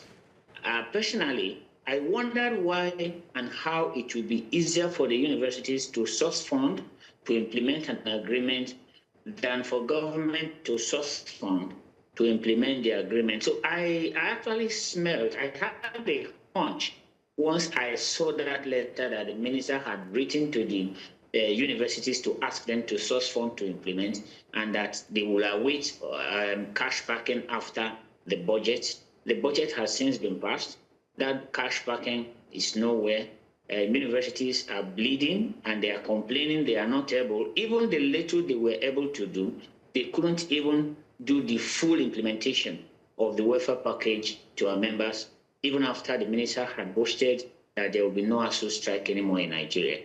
So where we are now is that we had a meeting and we reviewed the situation, and we had a press conference, I think on the 12th of this month, and we raised some of those issues, principally that it was agreed that there would be an implementation monitoring committee to monitor how this budget is implemented. In case there are deviations or in case there are challenges, that implementation monitoring committee will be able to find a way to engage the relevantly. As we speak today, that committee has not been set up, and it clearly shows that government is not interested in implementing that agreement. So after that press conference of 2 Mondays ago, one expected that government, at least through the Ministry of Education, will have just gone straight into action to provide answers to all the questions that were raised. The clearest I heard from the media reportage was that the minister refuted the fact that they are not implementing, but didn't provide evidence that they were implementing. And that's a sad commentary. The other point is that all of those issues that have to be taken care of by monetarily, none of them have been completely implemented, and it is all due to lack of cash backing. So it is, I said painfully Are you there? Mr. earlier Sada? on, but I think it's more so. I think, yeah. Yes, okay. You've stated the issues with the federal government. They're not forthcoming in fulfilling the implementation of the agreement they had with ASUU in 2025. And also, among the list of your grouses with the federal government is political interference in the activities of universities. Would you like to shed some light on that and give us specific examples of what you mean by political interference and instances? Well, I don't think I made mention to political interference now, but yes, it does exist. So you have mentioned something that is actually prevalent. And this political interference is that through the appointment of council chairpersons and the external members of the councils of universities, the government had appointed in some universities people who actually had no business to be in the universities because they do not understand the workings of the universities, and people who have now come into the university system to make their maybe chairman of a council having office in the university. Some chancellors, some council chairpersons are now threatening vice chancellors and demanding that they should have offices in the universities. And those actions, each time they come there to interfere in the administration, day-to-day administration, and to deal with issues that they have no business dealing with. So politically, you see them encroaching even into the powers of Senate. And vice chancellors in some universities are intimidated by this council to do things that ordinarily once would be unthinkable. You have heard that the issue of professor in practice is becoming an issue in Nigerian universities, and you ask yourself, what does it really mean to be a professor in practice? So that is there, but the issues I raised earlier are not just limited to budget implementation. I think I need to point out that the 25-35 salary wage award that was given by the previous government, and which this government had promised they were going to pay last year, they didn't, and they said it would be in the budget of 2026. As we speak, there's no evidence that it is in the budget or it will be paid. It is arrears in years now. We also have the issue of third-party deductions, which are being held back. Deductions that were done through IPPIS, which shouldn't even have happened in the first place, and those deductions are held back. And these are monies of our members, maybe check-off money, pension deduction, and deductions for cooperative societies in the universities. They have not remitted them. Of course, let's not forget that when we were forced to go on strike in 2022, government is still owing us 3.5 months' salary. And each time they talk about no work, no pay, one shudders. Because if you remember, in 2020, 2021, because of the coronavirus, 2 streams of admissions were done in some universities. As I speak with you, there is none of those universities where these students are still in school. All of what was expected or needed to do to teach and graduate these students had been done. When lecturers go on strike, they don't abandon their research, they don't abandon community service, and when they come back, they sacrifice even their future holidays to ensure that they make up the time that was lost during the strike. So if actually the reason for withholding salary is no work, no pay, the work has been done. Why is government not paying? Rather than government wielding the big stick in a way to intimidate lecturers from embarking on future strikes when they do not fulfill their agreement. And it's not far to see that just 4 months after signing an agreement, government is not implementing it. Yet they hope that lecturers will not go on strike because of the fear of no work, no pay. I think they are wrong. Nigerians should know that they are wrong. And the struggle we are having with this government and from previous administration is a struggle for the future of Nigeria, our future, the future of our nation, and our actions or inaction. And when I said I mean every one of us, the public, the government, every stakeholder, our actions or inactions will determine where we will be in our development trajectory, whether we are moving forward or we are retrogressing. Unfortunately, it appears that this battle is left for ASUU to fight, and we will see if this continues, whether there will be universities in Nigeria in the next few years ahead of us. So these are all the issues, and we hope that, in fact, there's even one critical point that I must mention. We, in the agreement, we agreed to have the National Research Council, and it was supposed to be funded from up to 1% GDP.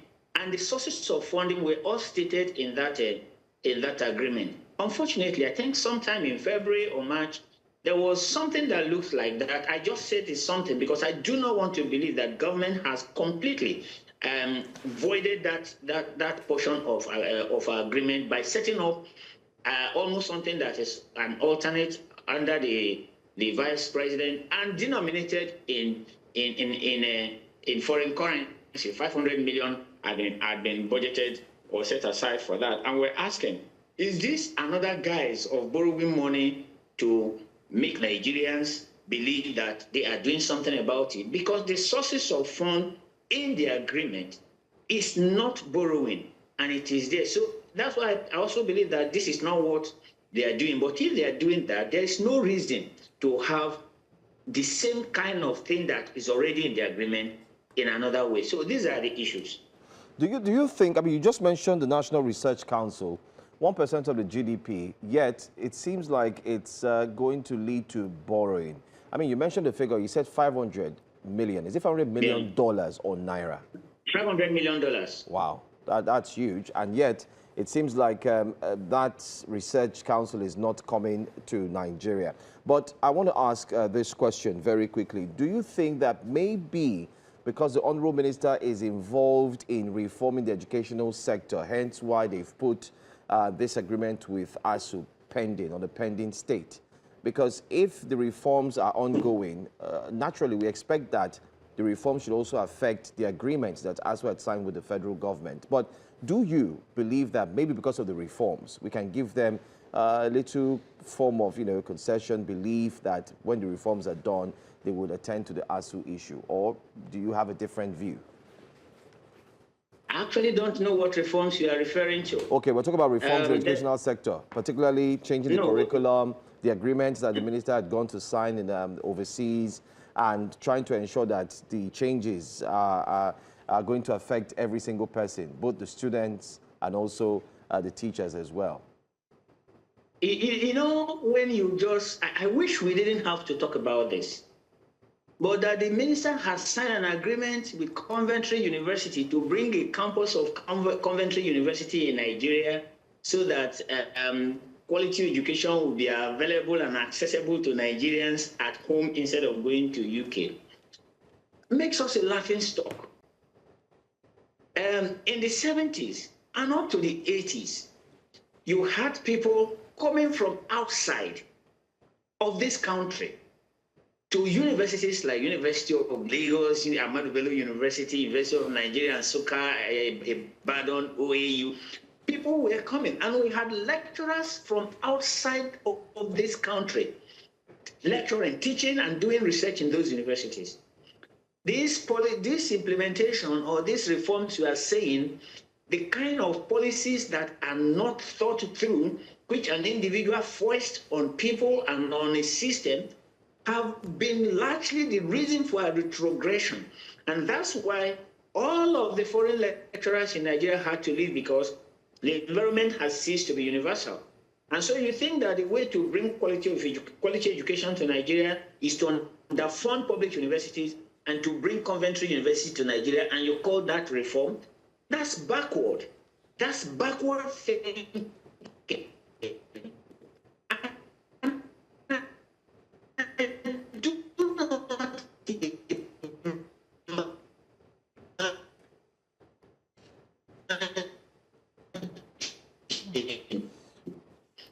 Unfortunately, we seem to have network issues, and we hope to work on that, or better still, we hope that your network will enable us a chance to have this conversation to a finish. But then again, the last question asked, you were trying to explain, well, quite frankly, Nigerians will also look at it from that way, that this was a country that people would come far and wide. Our certificates, our universities was indeed top-notch, world-class. And then now we're actually bringing in the foreign schools into Nigeria to improve, as it said, the educational system. So how does he feel about that? Look, at the end of the day, we haven't even talked about those who matter the most, the students and the quality of education they're getting. And it's election season already. I've seen supporters of the APC boast about not going on an ASUU strike in this administration because of the agreement they signed. If you're not ready to implement an agreement, why did you sign the dotted lines? It would be nice for both parties to have a sit down, look into the agreement, and everyone should play their own part. Nigerian students are already going through a lot, and an ASUU strike is the last thing they would need. So I'll just pose this question to our distinguished guest before we wrap things up, Vice President of ASUU. The students, yes, they're one of the most important factors in all of this. I mean, universities are established to educate students. What's the concern for ASUU, for them, and that if you go on the strike, it might disrupt their academic activities? What's the way forward?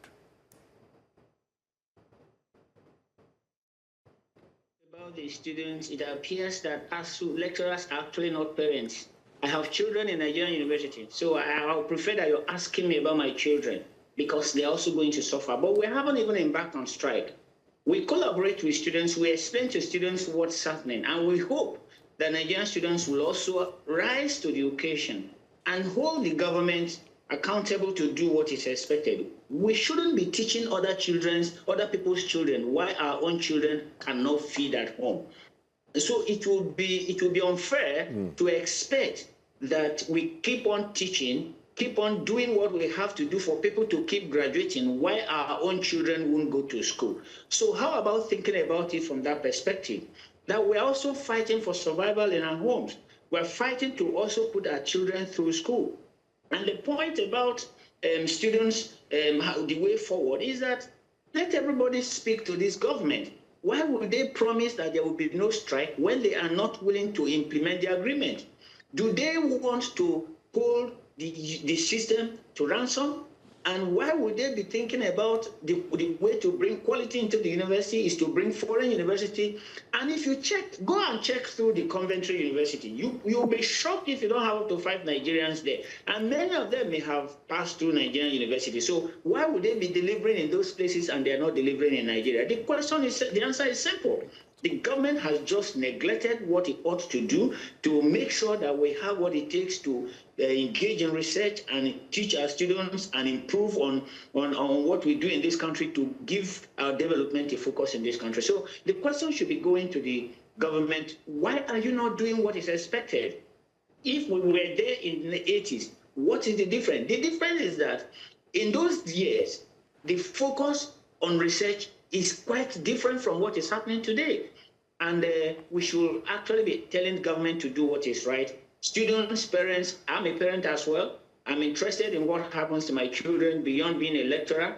And I'm not going to shy away from the responsibility I also owe my children, that I owe them the responsibility to care for them. And the only way I can care for them is if I am paid. I'm not going to die in the process of trying to provide service for the education, leave my children orphan, and the system will not even recognize that I have done any service. We've been involved in this for decades.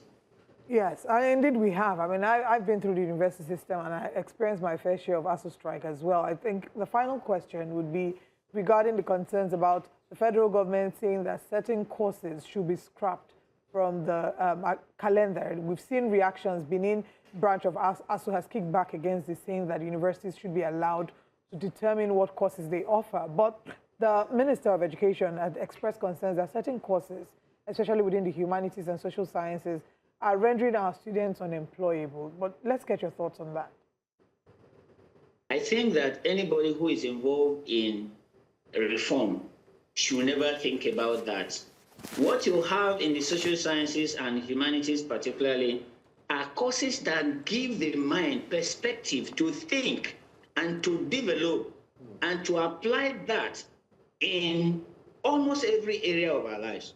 Of course, you know that the GST components of the universities are mainly from the social science and humanities. And as the president of ASUU said in one of his engagements, I think it was during that press conference, he said the clearest understanding, the people who touched his life very, very, very in a special way were people who taught him GST. So if you remove philosophy, for example, and I'm not saying philosophy is one of them, if you remove sociology, for example, and you determine that, oh, maybe linguistics is not needed, where are you going to get people to teach those in engineering, to teach those in medicine on how to be human beings, rather than before you talk about being professionals? So I think the minister is getting it all wrong. And as I said, there's no way he can reform education without getting people in the education sector involved in that reform. That reform will be several steps backward. And I hope that we are not going to engage in this kind of reform that will take us several years backward before we begin to come to this sore point where we are before we even think of moving ahead. So it's a no-brainer. And you can see even in their application of NEL fund, they have started to say that some courses will not benefit from NEL fund. When we told Nigerians and students that government was not sincere with NEL fund, they didn't believe us. What they are doing now is a clear indication. They are becoming discriminatory, and some students are now being told that, oh no, you are not doing TVET, you are not doing science, so you can't get NEL fund. So the euphoria is dying, just like they are almost taking advantage of the agreement to douse whatever hope Nigerians have about stable academic environment in the universities. They had to get live coverage on TV to unveil the agreement, but there is no plan to implement it. All right. That's a sad commentary. We definitely have to have you back as we follow up with this story, also to even dig deeper into the NEL fund aspect of the conversation. Our hope is that ASUU doesn't have to go on strike, so that our lecturers are happy, our students are also happy, everybody is happy. We hope that the government will come back and, will continue to follow up with this story. Thank you very much for joining us this morning, Vice President of ASUU. Thank you for your time. Thank you. Thank you. Thank you very much. I don't want to go on strike. Our members do not want to go on strike, and the government should not force us to go on strike. All right. Thank you. Thank you for your time. We'll continue the conversation. Let's now take you to breakfast headlines after this break.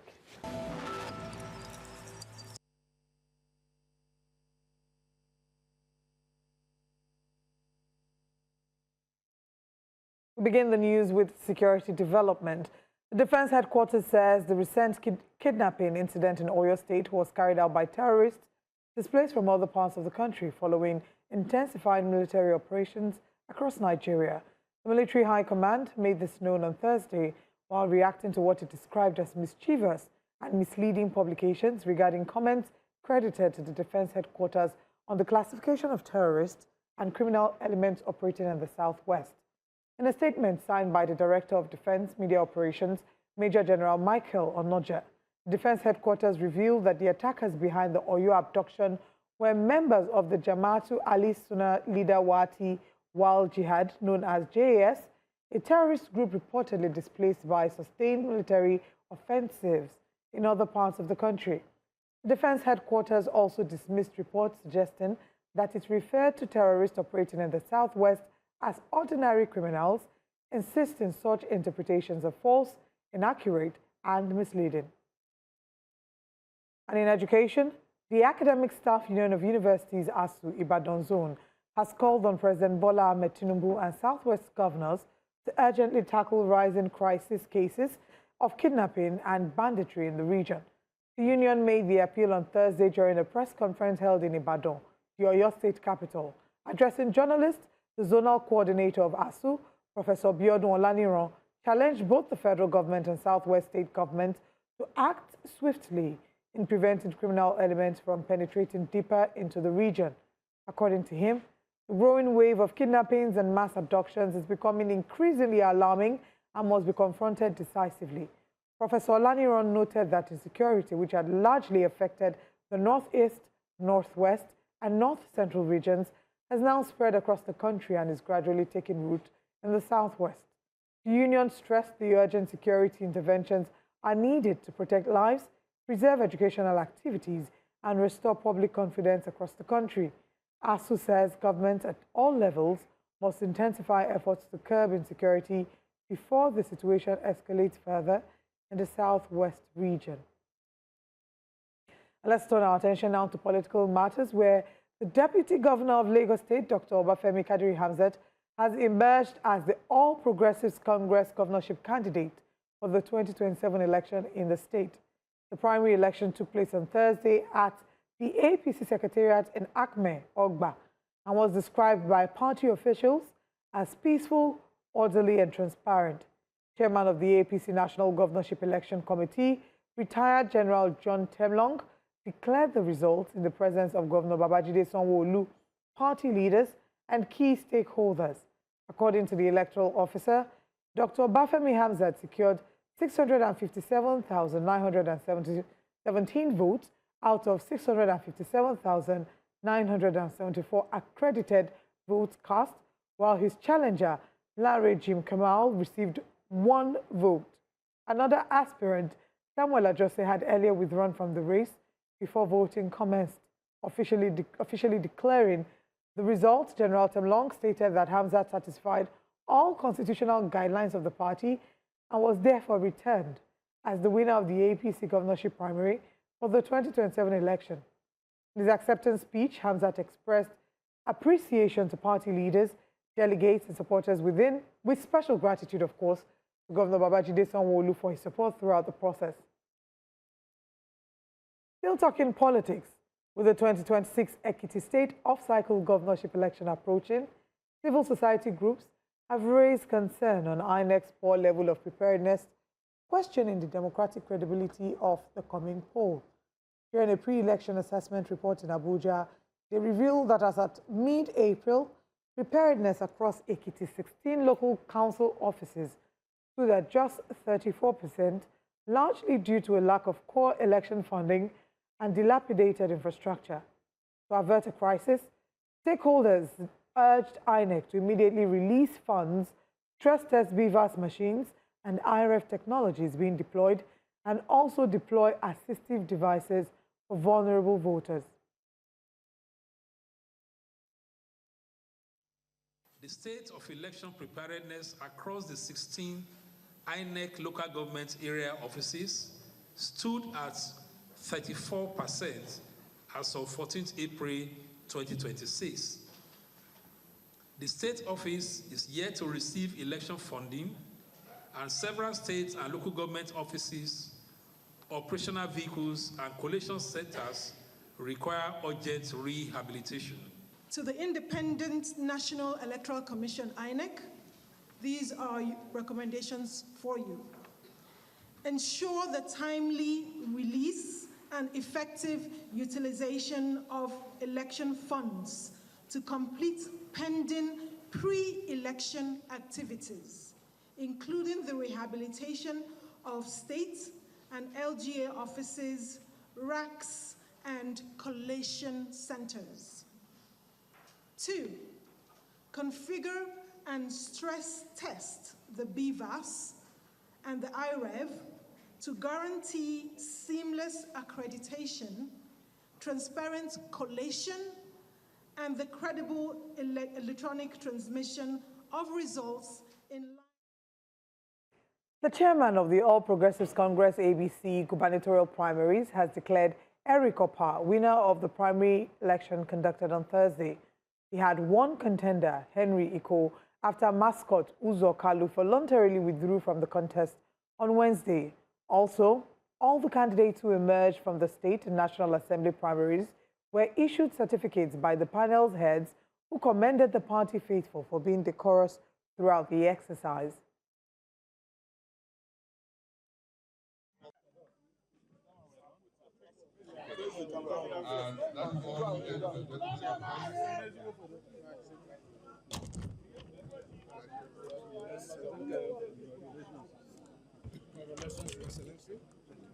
I, Honorable Batu Nialam, Chairman of the Governorship Primary Election Committee, hereby certify that I am the returning officer for the Abia State Governorship Primary Election, held on the 21st day of May 2026.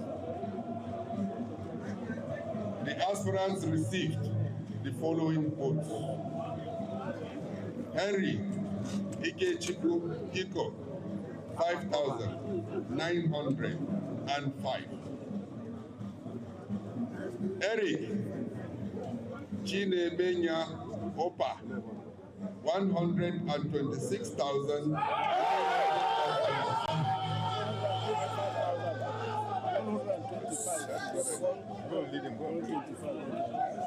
Eric Chinemenya Opa, having satisfied the requirement of APC Constitution and guidelines and scored the highest number of votes, is declared the winner of the election and is returned elected and also nominated as the party governorship candidate for Abia State. I hereby present this results to Honorable.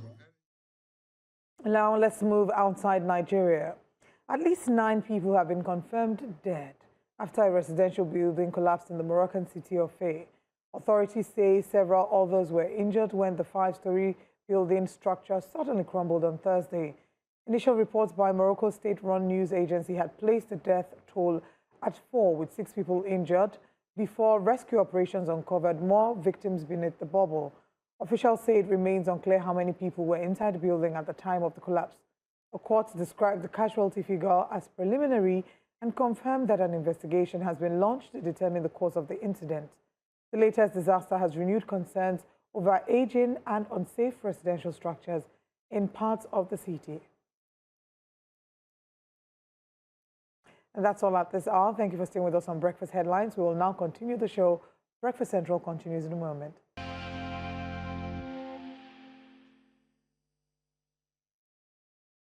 Thanks for staying with us here on Breakfast Central. Time for the front pages of the newspapers. And we have the COO of Sustainable Stories Africa, Wade Ahime, joins us live in the studio on a rainy Friday. How did you make it here? How many means of transportation got you to this place?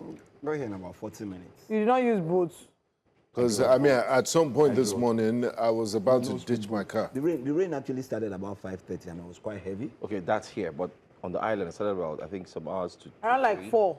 3 Yeah, to 4. On the mainland, it started about 5:30, and by like 7, he had really stopped. My commute to work, I was even thinking that maybe God wants to bring back a Noah 2.0 because it was very intense and heavy. When did you and God have that conversation? No, I was, because of the intensity. Okay, you were thinking. It was just a thought. Okay, it was a thought, it wasn't a conversation. And by the way, Prophet Noah in Ghana, he's been released. But this time around, he was praying in a stadium trying to stop rain from falling. And so reverse Noah. For the one that had to go and deceive people now. The world didn't end. The world is ending. The next thing we saw the guy. If you see me drive by, that's your boy. Anyway, let's focus. Let's go straight to the Guardian newspaper. That's our very first paper this morning. On Breakfast Central, let's see what the front page of the Guardian has in store for us. And the phone lines are opened. Please feel free to call. The numbers will be there on the screen. The Guardian newspaper, first story, relief for opposition as parties weigh options after court ruling. Now, let's make it clear, it's a judgment. Yes, the court says, INEC, you don't have powers. I got to tell power. people that, to tell political parties when to have their primaries or when to submit, their lists. So you have enough time. We can see the faces of some of the winners. And coincidentally, there's a face just underneath the APC Lagos State candidate, which happens to be the deputy governor, the one under, by name Sharafuddin, who was going head-to-head with former Minister of Power in Oyo State and seems like he won. That's what we hear. But anyway, let's start off with this one. This is a big story. Relief. The Federal High Court in Abuja gave that judgment, and it seems to be very pretty good for many. Well, so I heard that news yesterday, and I tried to find thank God the certified true copies out. So I tried to look through a bit of it. And what the courts were truly saying is right. There is, according to the Constitution, according to the Electoral Act, timelines to guide INEC. You can't shorten those timelines. What you can do is work within that space of timeline. So if September is the deadline for primaries to be held, then you must work with it. You can't tell people, oh no, you must come back and do it like this. No, what you must do is say, okay, within this period, and that deadline is still, so within a period of, you can start it at any time. You can give a time for them to start so that you are sure that you can get all the information in to register the parties, the candidates and all. But you don't squeeze the time out of them. Just, yes. No, not impose. You don't squeeze out time when they should have enough time to do that.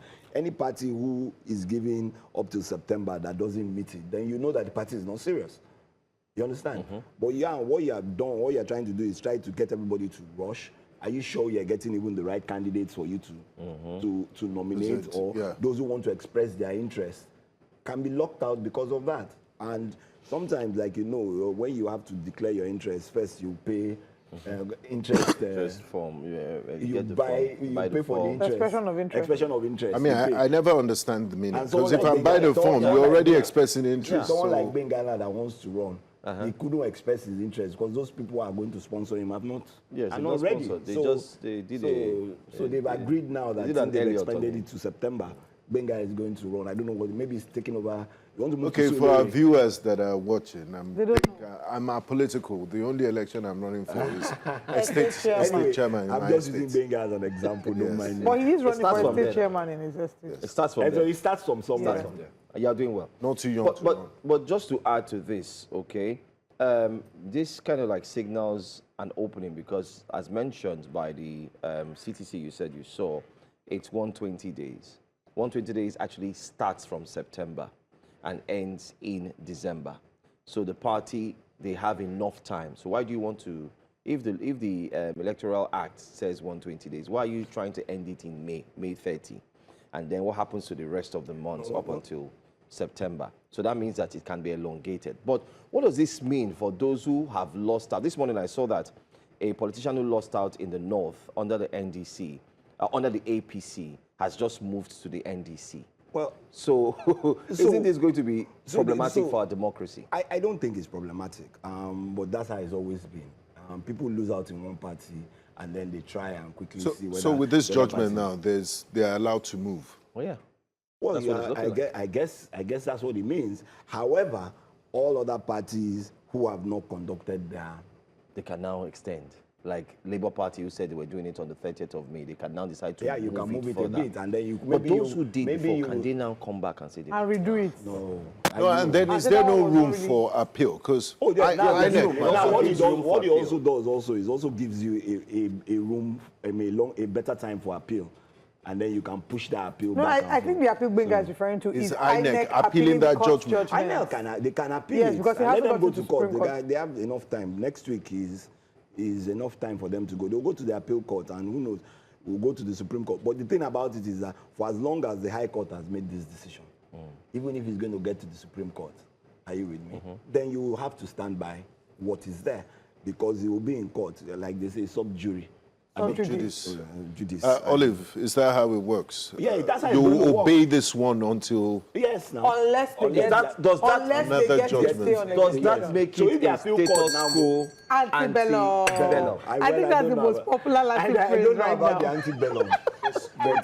So if next week you go to the Court of Appeal, and the Court of Appeal says, no, INEC is right, are you with me? Then he stops what you have. But if someone takes it to the Supreme Court, then you know that there's a window. I know open. we don't have our, we're waiting for it, our descriptive board and all that.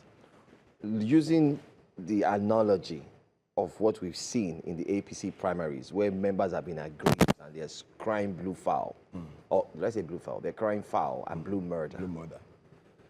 Are we now going to see like a mass exodus? Well, what you like to see people just. Is the transfer window extended? That's why Kaduna. So yes, potentially they have created a new window. So instead of the regular deadline, there probably will be an extension, for people to now start to sort in the market who they feel is best, or those players who want to go to other places now. Aggrieved members. Well, I don't know whether they are aggrieved. No, aggrieved. Well, so you might say you're aggrieved, but if you lost an election, doesn't mean that every Nigerian who loses an election. Can Desmond Elliott, using that example, can he move to another party? If he decides to. Since he says he feels cheated. If he decides to, he can move to another party and test his popularity. And it's still legal under the. Yeah, because you lost an election in one place. We've seen it in Nigeria, but it's not today. This is not the first time. It's only legal because of yesterday's judgment. Yes. Okay. As it is, because of what the courts have said. So they have the possibility to September. Anyway, sorry, I'm asking too much question. No, you're not. That's your job. That's your work. I'm also looking at the fact that means that the presidency was too quick to have signed without having looked at the information contained the legal implications. In that, yes, and the legal Electoral implications. Act. Because if you sign and now we go back to court and court says, no, this is how it is, it also would have affected some political parties who had to rush to carry out their primaries and gather the list. That means that INEC might also be sued again by some political parties for having not, I don't know, I'm going somewhere, but I'm trying to put my thoughts together. Them ideas. It means we're going to see some legal. Oh no, I mean some parties. Could blame INEC for having, for not. I mean those who lost in the APC primaries, who had to rush to quickly buy form last minute. They didn't have enough time to go around. They might feel like, okay, fine, because of this rush, and now the court has changed. We didn't think our decisions exactly. Yeah. And it could also lead to people actually suing the party itself. There's a possibility that they didn't follow the law, and as such, like you said, you didn't give me an opportunity to go about it. If you only tell me that my window is 1 week to buy expression of interest and buy the form, then does it give me enough time to even campaign amongst my wards to tell my people that this is what I'm contesting for? Okay. And I guess that's why APC has done a lot of it rather than by. I mean, still a few stories here to touch on the front page of The Guardian. I didn't hear this, so I don't know when it was even a rumor. Presidency debunks plan to rename Nigeria and abolish Sharia law. United States. One of the first decisions the Tinubu administration did was to bring back the old national anthem and abolish Arise, O Compatriots. So maybe that's where this rumor emanated from. And many people will say, I won't put it beyond them. What was the suggested name that was going on? United States of Nigeria. We don't know. That's just what rumor has it. United States of Nigeria. That was debunked by Bayo Onanuga, who said there's no plan. And it's true. There are no plans to rename Nigeria and no plan to abolish the Sharia law in the north.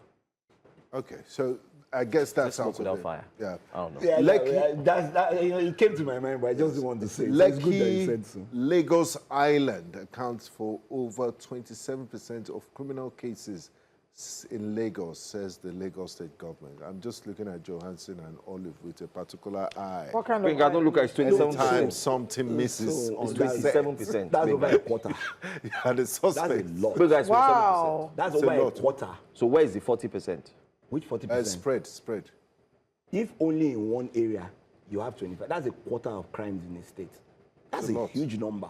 Lekki. Does it mean that you both are living in the den of crime? Wait, Lekki starts from the bridge, the Eko Bridge, down. That's not Lekki. No. Johansson, Lagos Island. Lekki starts from. He said Lagos Island. Lagos Island. Lekki starts from Lekki Phase 1. No. Lagos starts Island. from Seplat Building, number 1 Lekki Road. Wow. Please. Okay, what about Lagos Island?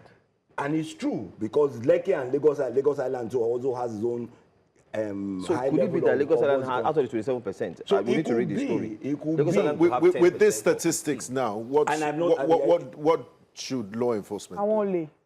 Then focus attention on? They should be more proactive in terms of what they do. Intelligence, patrols, what's it called? Community policing, and speaking to the community on how best to stop this. But the other thing about it is, for me, is this. When you go into all those places, there are a lot of, what do you call them? Shanties. Exactly. And what would the shanties informal with- settlement. Yeah, and Bothering- they're within. And so and the reason why, and just a second, the reason why those kind of things happen is that a lot of people who have to work on that island cannot afford Rent. Decent accommodation.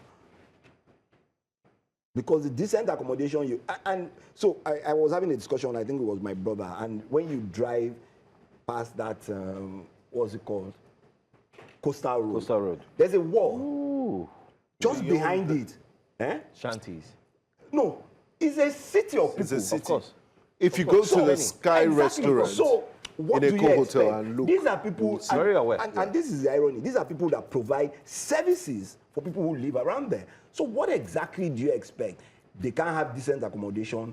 They can't have, what's it called? They don't have a place to stay. They can't stay in Ikorodu and be coming to Lekki every morning by 7 o'clock, like a driver who has to drive every day. I mean, Monday even the to Friday. transport cost. Even if the transport was, transport costs with the minimum wage that doesn't take you to the bus stop, in my own opinion. So these are the things that we need to consider. And when we see all these things and people say, oh, but you see.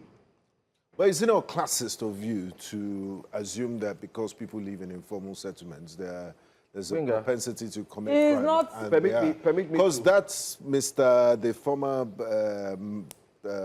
Minister of Power that stole billions. He doesn't live in an informal settlement. Binga. So Binga. it's Binga. we might be you might be Binga. wrong here. Binga. No. It's Binga. not. I Binga. mean, it's The not mini- automatic that listen, because they live here. Binga, the Not minister, everyone. and It's I not hear saying you like and I agree everybody. with you. Yes. But the minister who stole or who has now been convicted for stealing that money, are you with me? Yes. Stole it because he had the power within that office. Now, they say He didn't have the support of some people. yeah, and there's no fraud. There is one person. Yeah. Let's always remember that. Based on my own background of having done forensic audits and all, there's no fraud. There is one person. One person cannot commit a fraud. It's not possible. You need people to work with you. I need at least one person. However, when you look at it, let's just break it down quickly. People work to earn a living. They earn that living. They can't even rent a decent accommodation, even if it's far away. So even if you can do that, the transport system works. It doesn't work. So you have to resume work at 8 o'clock. 6, 7. No, let's even say Okay, 8. 8. You resume at 8. You have to leave home at 4 a.m. And then you close at midnight. And then you get home at 3 a.m. So where do you want me to stay? You have to look for a Paco or a Shanty.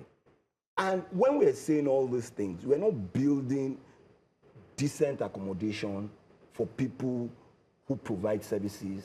And I'm not talking about It's just services luxury apartments that they're building everywhere. And when I say this, because I lived in Lagos and I saw, when people say, oh, Jack on the estate, they were low-cost housing.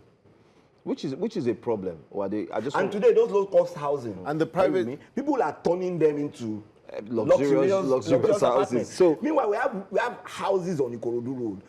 Some of them, like the Bobby Benson house. Oh yeah. It's now in Lagos LRU office. Yes. But what are they going to turn it to? Hotel Bobby. What are you going to turn it to? Probably another luxurious apartment. However, we need to create a system whereby young people come out of school, young people who are getting into employment, Graduates. be able to rent simple studio flats. Or they just absolutely they can use. And if you don't do that, all these how many people, are you with me, can pay the new rent? Where I stay in Ibutemeta, new houses are coming up. What's it called? One room self-contained. This is minimum is 600,000.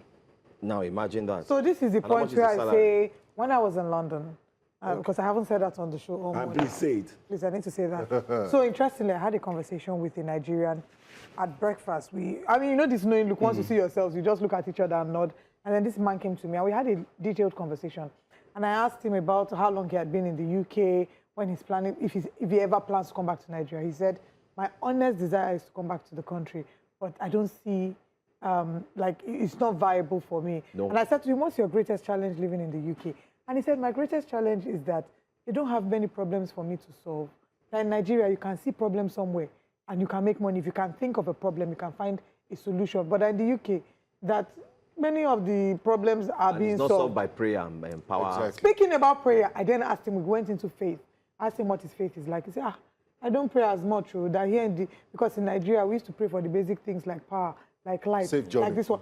And I kid you not, yesterday night, we were having family prayer. Guess what part of my prayer point was? Because I'm about to start house hunting for my mother. And my prayer point was that we should pray as a family, that we'll see affordable house. That, why should you be praying as a family to find affordable house? My sister told me a story. She's in the US. There is I can't remember the name, but a big mall that they found out that half of the mall, from COVID, it became an issue. What did they do? The ground floor, the first floor, are you with me? They converted them into studio apartments.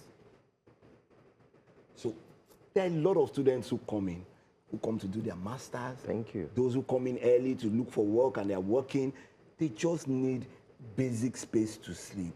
Provide them that space. $150 or $100 a week. You're earning $300 a week. You can't afford it. You can't.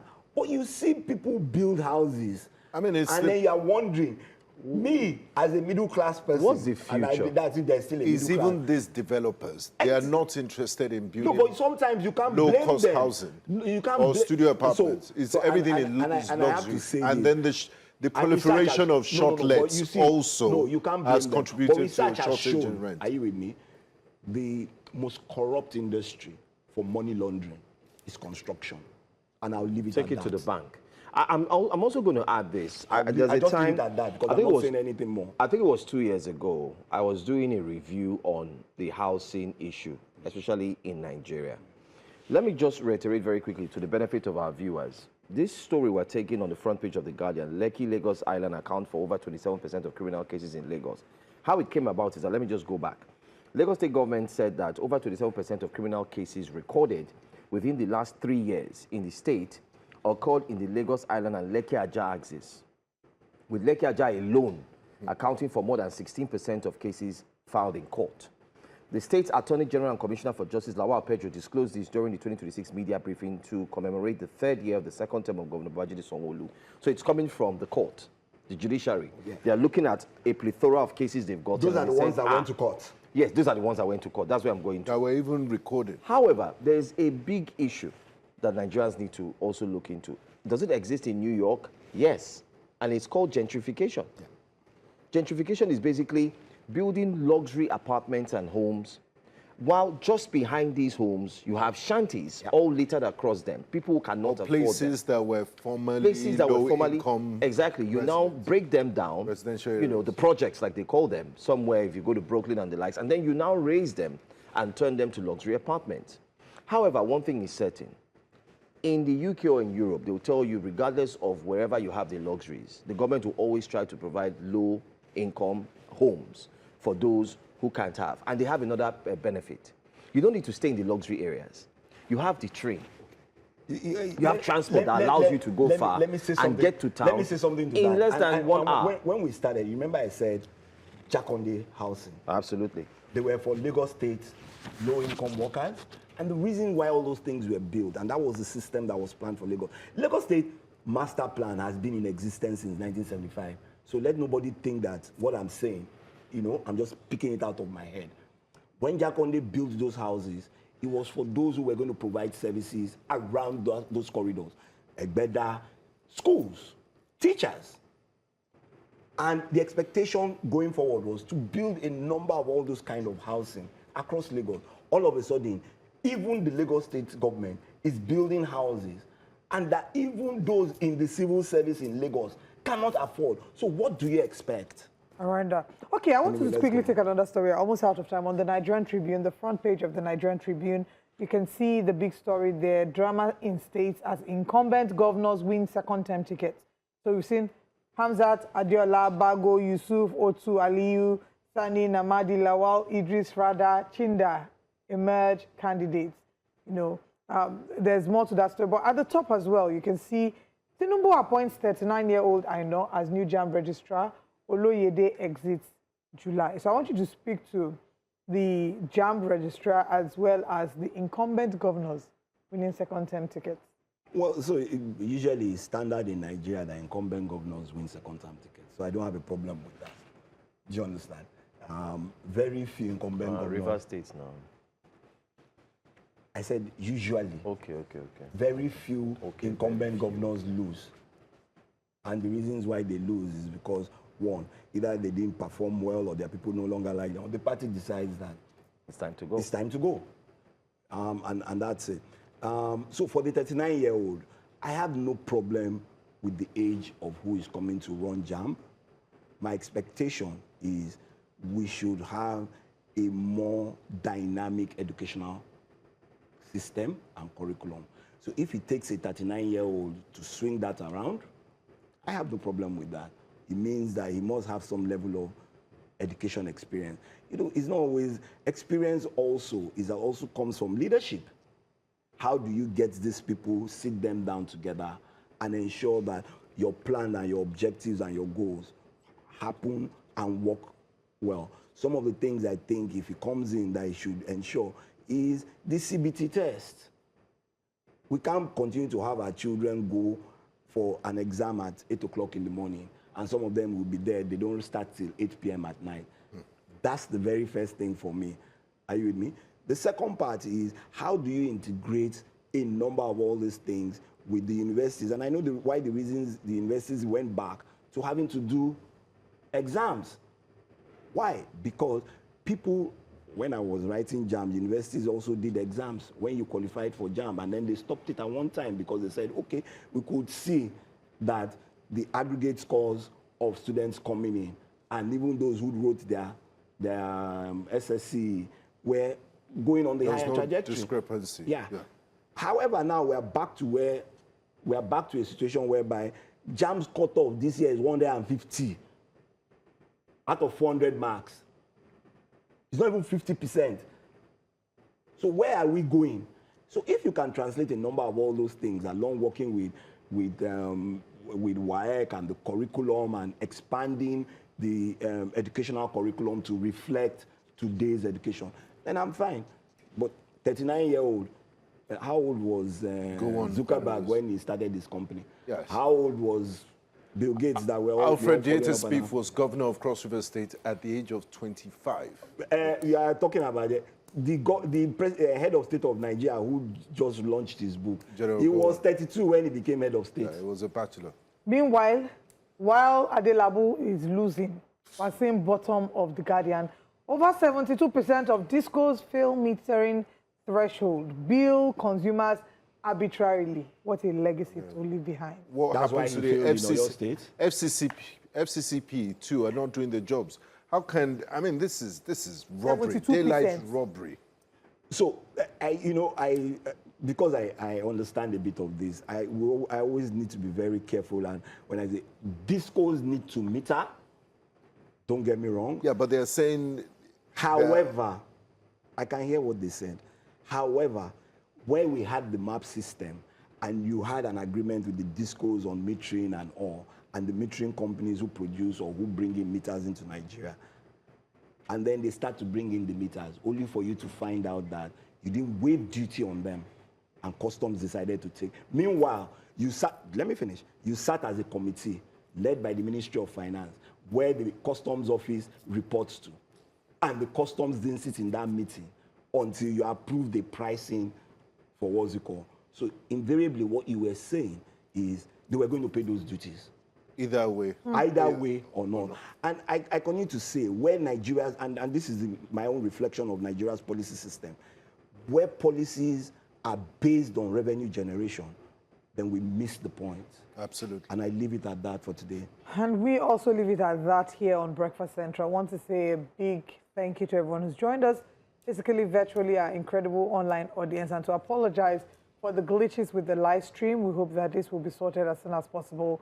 By the time we're reconnecting with you again on Monday, we hope everything is crisp and clear. Our team is working tirelessly behind the scenes to ensure that that is fixed.